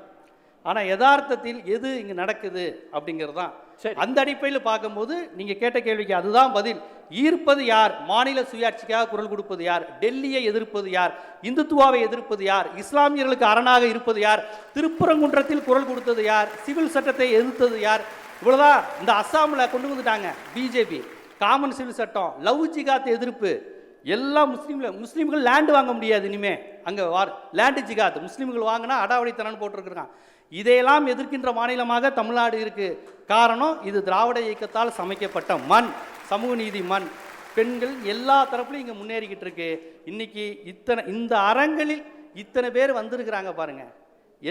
இங்கே யார் இந்த மாதிரி ஒரு விவாத களங்களில் எல்லா தளத்திலிருந்தும் ஆட்கள் வர்றாங்க பாருங்க. இதுவே தமிழ்நாட்டுக்கான வெற்றி தான். காளியம்மாள் சொன்னாங்க, நான் ட்ரெயின்னு சொன்ன உடனே எனக்கு வேற ஞாபகம் வருது அப்படின்னாங்க. அவங்களுக்கு தெரியாததில் அது உண்மை சம்பவம் கிடையாது. அதெல்லாம் வதந்தியாக பரப்புனது. கலைஞர் ட்ரெயின் அது உண்மை சம்பவம் கிடையாது. அது வந்து அது எதிராக இல்லாட்டி உண்மை விமர்சனங்களை வைங்க. நான் விமர்சனங்களுக்கு மறுக்கல. திமுக மீதோ கலைஞர் மீதோ உண்மையை கண்ணாமுன்னான்னு பரப்பி வருது. அண்ணாவை பற்றி, கலைஞரை பற்றி வாட்ஸ்அப் செய்தி மாதிரி பரப்பி வருது. நீங்கள் சொன்ன அந்த ட்ரெயின் சம்பவம் உண்மை கிடையாது. அந்த சம்பவம்லாம் அவங்க 52 பராசக்தி வரும்போதே கார் வாங்கியாச்சு. பராசக்தி படத்துக்கு கதை எழுதும் போதே அவர் காஸ்ட்லி ரைட்டர் தான். நான் வேற இதுக்குன்னா நான் மறுப்பு சொல்ல மாட்டேன். நீங்கள் ஏதாவது விமர்சனம் வைங்க அரசியல் ரீதியாக, அது வேற. இது நான் ஒரு பத்திரிகையாளராக நடக்காத சம்பவத்தை நீங்கள் சொல்லக்கூடாது. அதனால் அதை மட்டும் நான் சொல்லிக்கிறேன். மற்றும் நன்றி. நன்றி திரு ஜீவசகாப்தன். தொடர்ந்து நிறைவு கருத்தை முன்வைக்க திருமிகு காளியம்மாள் அவர்களை பேச அன்போடு அழைக்கிறேன். நான் உண்மையிலே அதை கடந்து போயிடுவோன்னு தான் நினச்சேன். ஆனால் நான் அதை சொல்லவே இல்லைண்ணே. எங்கள் அப்பன் குதிரைக்குள்ளே நீங்கள் தான் அதை சொல்கிறீங்க. நான் தண்டவாளத்தில் தலை வச்சாங்களே ஓடாதுட்டீங்களா, அதை தான் சொல்ல வந்தேன். நீங்கள் ட்ரெயினுக்கு காசு கொடுக்காம போனதை சொல்ல விரும்பல. நான் அதை சொல்ல வரல, அதை சொல்கிறேன். எனக்கு முன்னால் பேசின அண்ணன் சொன்னாங்க, போஸ் வெங்கட் அண்ணன் சொன்னாங்க, திமுக காரன் வந்து பொய் சொல்ல மாட்டான் அப்படின்னு. ஆனால் உண்மையிலேயே இந்த 2026 நான் கண்ட காமெடி இதுதாங்க. உண்மையாக சொல்லணும். ஆனால் நீங்கள் பொய் சொல்ல மாட்டீங்கன்னு சொல்லுங்கண்ணே, நான் முழுமையாக ஏற்கிறேன். நீங்கள் பொய் சொல்ல மாட்டீங்கன்னு சொன்னீங்க. திமுக காரன் ஏன்னா 525 கொடுத்தீங்கண்ணே, 90 விழுக்காடு நிறைவேற்றிட்டோன்னு கிட்டத்தட்ட 2024 சொன்னீங்கன்னு நினைக்கிறேன். பாராளுமன்ற தேர்தலில் போய் 90 இந்த 10 விழுக்காட்டை ஏன்னா 2 வருஷமாக நிறைவேற்றிட்டு இருக்கீங்க. எல்லாம் முடிஞ்சு போச்சுன்றீங்க. என்ன பண்ணீங்கன்னா நானும் பார்க்குறேன். ஒரு கிட்டத்தட்ட நிறைய நடந்த விவாதங்கள் எல்லாத்தையும் பார்த்துருக்கேன். இங்கே திமுக சார்பில் யாரெல்லாம் பங்கு கொண்டார்களோ அவங்க மொத்தமாக சொல்கிறது 16 பேப்பரை எடுத்துகிட்டு வர்றாங்க. நாங்கள் இதெல்லாம் நிறைவேற்றிட்டோம், இது டிக் அடிக்கிறாங்க இதெல்லாம் அப்படின்ட்டு. ஆனால் கடைசியில் பார்த்தா 16 தான் சொல்லியிருக்காங்க. நான் எண்ணியே வச்சுருக்கேன் என்னென்னன்ட்டு. அந்த 16 தான் 525 80 விழுக்காடா 90 விழுக்காடான்றது எனக்கு தெரியல.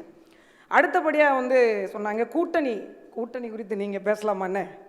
ஏன்னா கடைசி நிமிஷம் வரைக்கும் எங்கள் ஊரில் கயிறு இழுக்கிற போட்டி வைப்பாங்க. அந்த பக்கமாக திமுக, நடுவில் காங்கிரஸ், இந்த பக்கம் டிவிக்கு. எப்படின்னு கேளுங்களேன். 21 21 21 21 20 20 20 20 21 21 21 21 அப்படியே 22 22 22 22 23 23 23 கடைசியாக வந்து நின்றுச்சு 27. அது ஒன்று விட்டுருங்க. இந்த 27 எனக்கு உண்மையிலே சத்தியமாக சொல்கிறேன்னா, எனக்கு திமுக கூட்டணி பிரித்ததில் எனக்கு பெரிய வருத்தம் என்னென்னா, விசிகாவுக்கு 6 இடங்க. விசிகாவுக்கு இந்த அங்கீகரித்து 10 பேர் கையெழுத்து போடுவாங்கல்லண்ணே, 8 சரி 8 இடம்.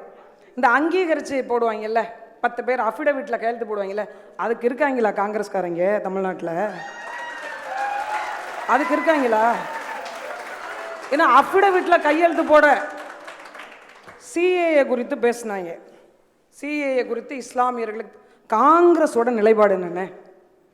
சிஏஏ குறித்து காங்கிரஸோட நிலைப்பாடு என்ன? இதே சிஏஏக்கு திராவிட முன்னேற்ற கழகம் ஒரு காலத்தில் ஆதரவு கொடுத்து அந்த இடத்துல நின்றதா இல்லையா? நீட்டு தேர்வுக்கான ரகசியம் ஒருத்தட்டையும் கிடையாது, எங்கள்கிட்ட மட்டும்தான் இருக்கு. எங்கள்கிட்ட மட்டும் தான் இருக்கு. எங்க வச்சிருக்கீங்க?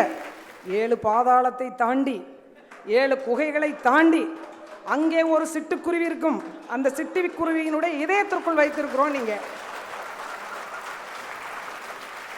கடைசியில உச்சநீதிமன்றம் ஒரு தீர்ப்பை வழங்கிய போதும் கூட இந்தியாவில் எந்த முதலமைச்சரும் பயன்படுத்தாத ஒரு சட்டத்தை பயன்படுத்தி 7 விழுக்காடு அரசாங்க பள்ளியில் படித்த பிள்ளைகளுக்கு உள்ஒதுக்கீடு கொடுத்த ஒரு மனிதர் ஆளுநர் மறுப்பிற்கு பிறகும் இதே ஒன்றிய இடத்தில் ஆளுகின்ற ஒரு கட்சியை எதிர்த்து கூட்டணியில் இருக்கிறாங்கன்னா சமரசம் பண்ணிட்டு போகலங்க. செஞ்சு முடித்தாரா இல்லையா?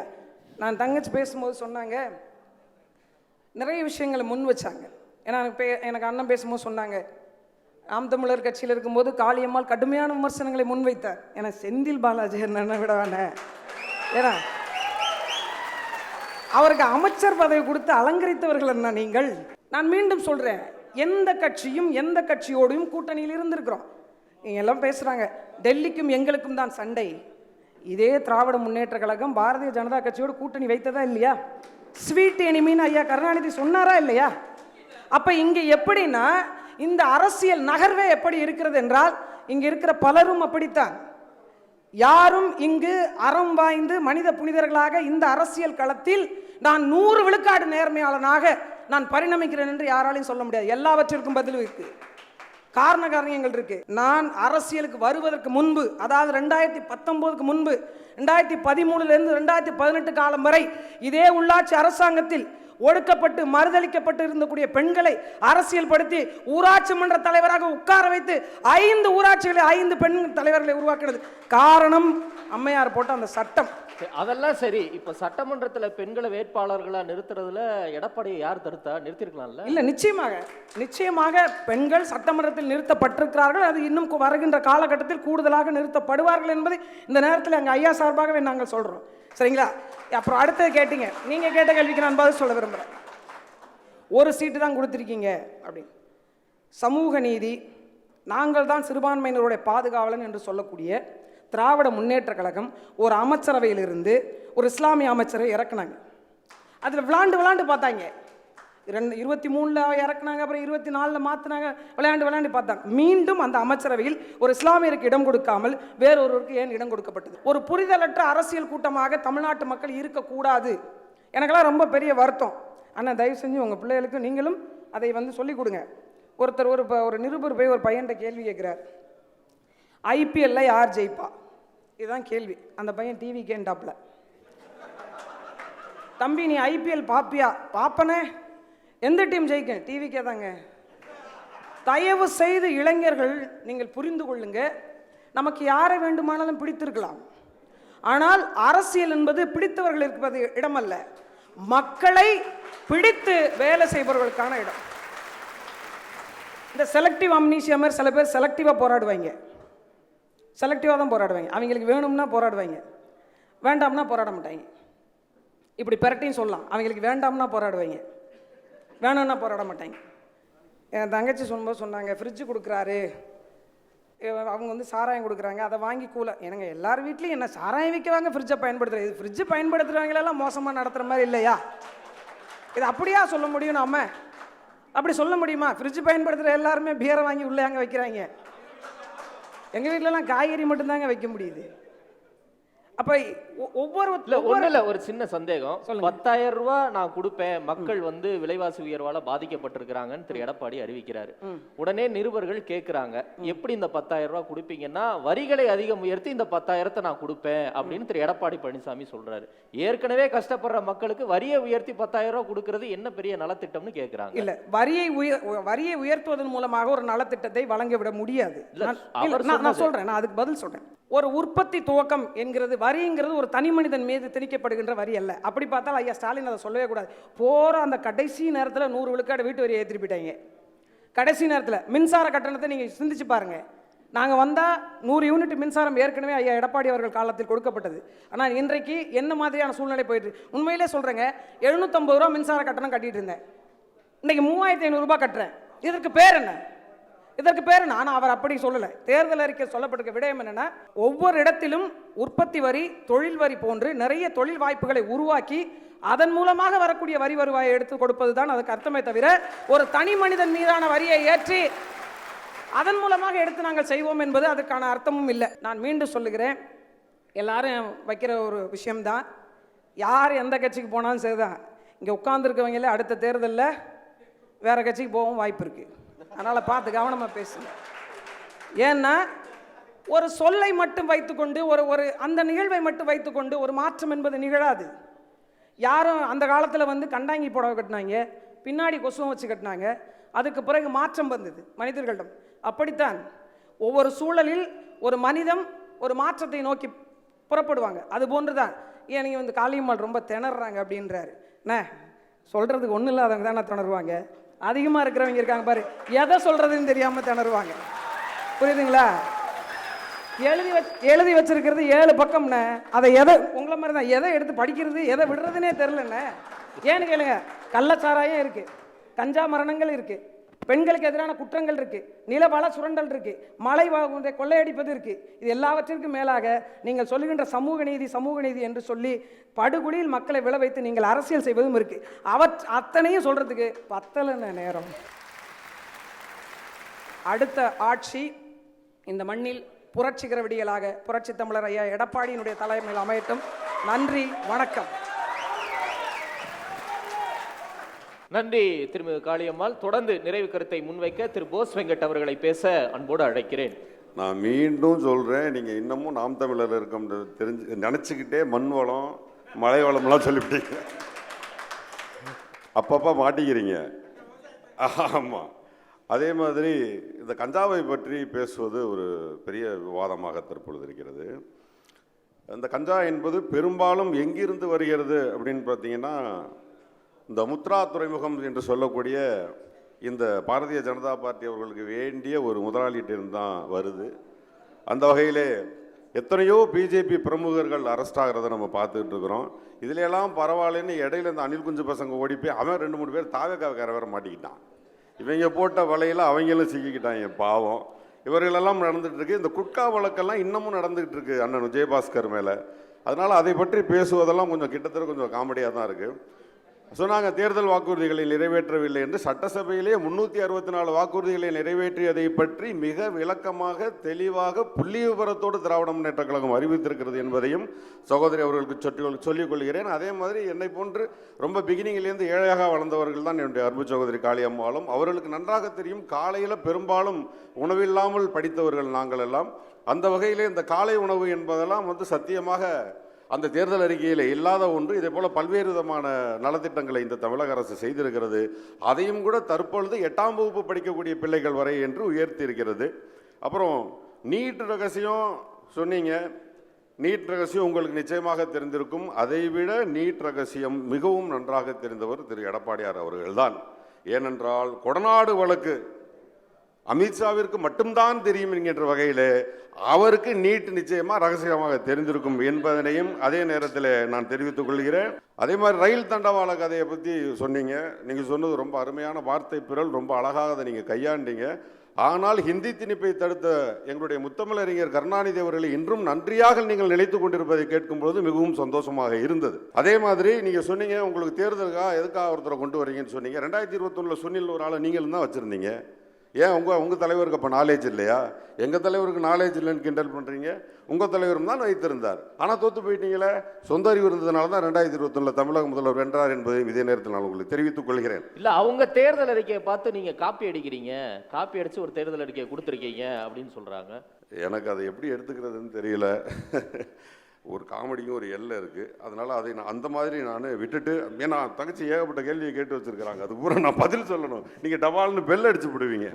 அதே மாதிரி திட்டங்களாக எடுத்துக்கொண்டு பார்த்தீங்கன்னு சொன்னால் தமிழ்நாடை பொறுத்த வரைக்கும் எத்தனையோ திட்டங்கள், இன்னும் சொல்ல போனால் திட்டங்களை சொல்லிக்கிட்டு போனால் ஒரு ப்ரோக்ராமே முடிக்கிற அளவுக்கு அந்த திட்டங்களை இதுவரைக்கும் எந்த விதமான அரசுமே செய்தது இல்லை. அந்த வகையில் அத்தனை திட்டங்களையும் செய்த நம்முடைய தமிழக முதல்வர் தான் மீண்டும் தமிழக முதல்வராக வருவார் என்பதை தவிர வேறு மாற்று கருத்து இல்லை. இந்த நேரத்தில் அன்பு சகோதரர் திரு சூர்யா அவர்கள் சொன்னால், அது மாதிரி இலவசங்களை பற்றி பேசும் பொழுது என்னை குறித்தும் சொல்லும் பொழுது நான் சொல்கிறேன், இந்த 15 லட்சம் தருகிறேன் என்று நீங்கள் சொல்லி தான் நீங்கள் ஆட்சிக்கு வந்தீர்கள் என்பதையும் நீங்கள் மறந்துவிடக்கூடாது. அதை ப்ரூவ் பண்ணிட்டோம். ப்ரூஃப் இருக்குது. தனிப்பட்ட முறையில் என் அன்பு சகோதரர் சூர்யா அவர்களுக்கு அந்த வீடியோவை அனுப்புகிறேன், தொண்டர்களுக்கு அனுப்பி வைக்குமாறு கேட்டும் கொள்கிறேன். அதே மாதிரி நீங்கள் டேப் பற்றி சொன்னீங்க. டேப் சொன்னீங்களே, எங்கே டேப் கொடுத்தீங்க? லேப்டாப் என்று கொடுத்தீர்கள். இங்கே நிறைய இளைஞர்கள் இருக்கிறார்கள், வயது குறைந்தவர்களாக இருப்பதால் அவர்களுக்கு என்னுடைய குறிப்பை சொல்கிறேன். டேப்பை விட லேப்டாப் தான் விலை அதிகம். டேப்பை விட அதிகபட்ச டெக்னிக்கல் சைட்ஸ் இருக்கிறது வந்து லேப்டாப் தான். அப்போ குறைந்ததாக அறிவித்து விட்டு அதை விட மிகுந்ததாக தமிழக தலைவர் கொடுத்திருக்கிறார் என்று நீங்கள் சொல்வதை விட அது குறையாக சொல்வது என்பது கூட ஒரு வகையில் நாகரிகமற்ற செயலாக அது தெரிகிறது. அதே மாதிரி ராகுல் காந்தி வாழ்த்து சொன்னாரா என்று கேட்டார்கள். என் வீட்டில் கஞ்சியும் உலையும் கொதிச்சுச்சா என் மக்களுக்கு தான் நான் பார்ப்பனே தவிர ராகுல் காந்தி வாழ்த்தை பற்றி இந்த தமிழகத்திற்கு கவலை இல்லை. அதே போல உங்க கூட்டணி தானங்க. அதே போல ஆமா, நான் ஒத்துக்கொள்கிறேன். இது என்னுடைய கருத்து, இது என்னுடைய கருத்து.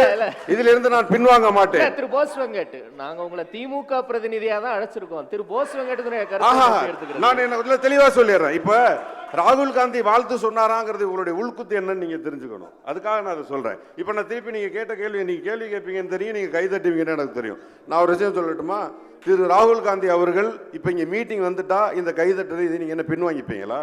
இல்ல இன்னொரு மேடை போட்டு என்ன நீங்க பேச சொல்லுவீங்களா? அதாவது இது வந்து சும்மா போற போக்கில் நீங்க அடிச்சு விட்டு போகும்போது நாங்க அதுக்கு பதில் கருத்து சொல்ல மாட்டோமா? அதே மாதிரி இவங்க பேசுறாங்க, நாங்கள் திரு எடப்பாடியோடைய படத்தை வந்து அந்த பக்கம் வச்சோம், மோடி படத்தை இந்த பக்கம் வச்சோம். அன்பு சகோதரி, பெரியார் படத்தை கழட்டி வீசினாங்களே, அதுக்கு நீங்க பதில் சொல்லிட்டு போயிருக்கலாமே. உங்களுடைய கொள்கை தலைவர் பெரியார் படத்தை கழட்டி வீசி விட்டு போனார்கள், அதுக்கு ஏன் நீங்க பதில் சொல்லல? அதே மாதிரி எனக்கு பயங்கர காமெடி, எடப்பாடி இப்போ நிமித்தி வச்சுட்டாங்க. ஆமா, அவர் படுத்தே கிடந்தார், அதனால நிமித்தி வச்சுட்டாங்க. நிமித்தி வைத்த மோடி அவர்களுக்கு நான் இந்த நேரத்தில் நன்றியும் தெரிவித்துக் கொள்கிறேன். அதே மாதிரி இருப்பா, கொஞ்சம் பேச முடியா? ஓகே, ஓரளவுக்கு இவர்கள் இருவருக்கும் நான் பதில் சொல்லிட்டேன் நான் நினைக்கிறேன். அந்த வகையில் இப்போ இங்கே என்ன ஈர்ப்புங்கிறது, என்ன ஈர்ப்பு என்பது தமிழக மக்களை பொறுத்த வரைக்கும் அந்த மக்களோடு மக்களாக வாழ்வது, அந்த மக்களுக்கு தேவையானவை கொடுப்பது என்கின்ற பட்சத்திலே தமிழக அரசு இன்று சென்னையிலிருந்து ஆரம்பித்து கன்னியாகுமரி வரை இருக்கக்கூடிய குக்கிராமங்கள் வரையில் அனைத்து பகுதிகளிலும் அனைத்து மக்களுக்கும் அனைத்தும் கொடுத்த அரசாக இந்த அரசு இருக்கிறது. இந்த அரசு இருப்பதனால் நிச்சயமாக மக்களை மிகவும் நேசிக்கக்கூடிய, மக்கள் மிகவும் நேசிக்கக்கூடிய ஒரு கட்சியாக திராவிட முன்னேற்ற கழகம் இருக்கிறது. அதற்கான சின்னமாக உதயசூரியன் இருக்கிறது. ஆகவே இரண்டாவது முறையாக தமிழகத்தினுடைய முதல்வராக முத்துவேல் கருணாநிதி ஸ்டாலின் என்ற அறிவிப்பை மே 4 நீங்கள் எல்லாம் கேட்பீர்கள் என்று கூறி விடைபெறுகிறேன். நன்றி, வணக்கம். நன்றி திரு போஸ் வெங்கட். தீவிரமடையும் தேர்தல் களம், மக்களை ஈர்ப்பது யார்? இந்த தலைப்பில் மக்கள் அரங்கத்தின் 6 விருந்தினர்களும் தங்களுடைய கருத்துக்களை சுவைவிட காரசாரமாகவும் கருத்துக்களை மிகுந்த அடிப்படை காரணங்களோடும் மக்கள் முன்பாக வைத்திருக்கின்றனர். மக்களை ஈர்ப்பது யார்? ஈர்ப்பது என்றால் கவர்ச்சியின் அடிப்படையில் அல்ல, தலைவர்கள் முன்வைக்கக்கூடிய கொள்கைகள் கருத்துக்களின் அடிப்படையிலேயே இந்த தலைப்பை நாங்கள் முன்வைத்திருந்தோம். அந்த வகையில் திமுக தலைவர் முதலமைச்சர் திரு மு.க. ஸ்டாலின் நாடு முழுவதும் ஒவ்வொரு வீட்டையும் சென்று சேர்ந்திருக்கிறார். அவருடைய நலத்திட்டங்கள் சென்று சேர்ந்திருக்கிறது. இளையவர்கள் முதல் முதியவர்கள் வரை அனைத்து தரப்பினருக்குமான திட்டங்களை செயல்படுத்தி மக்களை நாங்கள் ஈர்த்திருக்கிறோம். எனவே திராவிட மாடல் 2.0 ஆட்சி என்பது 200 தொகுதிகளுக்கும் மேல் வென்று அதனை நாங்கள் நிலைநிறுத்துவோம் என்ற ஒரு நம்பிக்கையை வெளிப்படுத்திய கருத்தை இங்கே நாம் பார்த்தோம். கூடுதலாக தமிழ்நாடு வெர்சஸ் என்டிஏ என்பது எப்படியான ஒரு வரலாற்று தொடர்ச்சியோடு நீண்டு வருகிறது என்று சொல்லப்பட்ட கருத்துக்களையும் நாம் பார்த்தோம். அடுத்தபடியாக அதிமுக பொதுச் செயலாளர் எளிய வீட்டு மகனாக இருந்து அனைத்து தரப்பினருக்கும் எப்படியான ஒரு ஆட்சியை வழங்கினார், எப்படிப்பட்ட நலத்திட்டங்களை நிறைவேற்றி காட்டினார், மீண்டும் ஆட்சிக்கு வந்தால் எப்படியான நலத்திட்டங்கள் நிறைவேற்றப்படுவதற்கான வாய்ப்பு இருக்கிறது என்ற நம்பிக்கை வார்த்தைகளும் இங்கிருந்து வந்ததை பார்த்தோம். பிரதமர் திரு நரேந்திர மோடி அவர்கள் முன்வைக்கக்கூடிய நம்பிக்கை வார்த்தைகளும் இந்த அரங்கில் இருந்து எதிரொலித்ததை பார்த்தோம். இலவசங்களால் நாட்டை சீரழித்தது போக மாற்று திட்டங்களோடு இந்த முறை நாங்கள் களம் காண்கிறோம். எனவே மக்கள் எங்கள் பக்கம் நிற்பர் என்ற நம்பிக்கை நிச்சயமாக எங்களுக்கு உண்டு என்ற அழுத்தமான காரணங்கள் நாம் தமிழர் தரப்பில் இருந்து எதிரொலித்ததையும் பார்த்தோம். தமிழக வெற்றி கழக தரப்பில் இருந்து மேடையிலும் அவர்களுடைய தலைவர் மட்டுமல்லாது மேடையிலும் திமுக எதிர்ப்பை கூர்மைப்படுத்தி கருத்துக்கள் முன்வைக்கப்பட்டதை பார்த்தோம். எனவே திமுகவுக்கு எதிரான ஒரு நிலைப்பாட்டில் அவர்கள் உறுதியாக இருந்து மக்களை நாங்கள் ஈர்க்கிறோம் என்று சொல்லக்கூடிய கருத்தை மக்கள் எப்படி பார்ப்பார்கள் என்ற கேள்வியும் எழுந்தது. அந்த கேள்விகளுக்கெல்லாம் விடை காணும் முயற்சியாக விருந்தினர்களின் கருத்து இங்கு அமர்ந்திருக்கக்கூடிய நூற்றுக்கணக்கான பார்வையாளர்களை கடந்து லட்சக்கணக்கான தமிழர்களை தொலைக்காட்சி வலையொலி வாயிலாக சென்று சேர்ந்திருக்கும் என்ற ஒரு நம்பிக்கை எனக்கு உண்டு. இயற்றலும் ஈட்டலும் காத்தலும் காத்த வகுத்தலும் வல்லது அரசு என்பது வான்புகழ் வள்ளுவர் வாக்கு. அப்படியான ஒரு அரசை நாங்கள் நிச்சயம் தமிழ்நாட்டில் அமைப்போம் என்று 4 முனை தலைவர்களும் நம்பிக்கை வார்த்தைகளை மக்கள் முன்பாக வைக்கின்றனர். உண்மையில் அந்த வார்த்தைகளுக்கு எப்படியான வலிமை இருக்கிறது என்பதை தங்களுடைய வாக்கின் மூலமாக நிச்சயம் மக்கள் பதிலளிப்பர் என்ற ஒரு நம்பிக்கை எனக்கு உண்டு.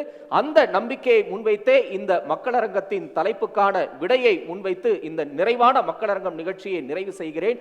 பங்கேற்ற விருந்தினர்கள், பார்வையாளர்கள் உள்ளிட்ட அனைவருக்கும் என்னுடைய நெஞ்சார்ந்த நன்றி, வணக்கம்.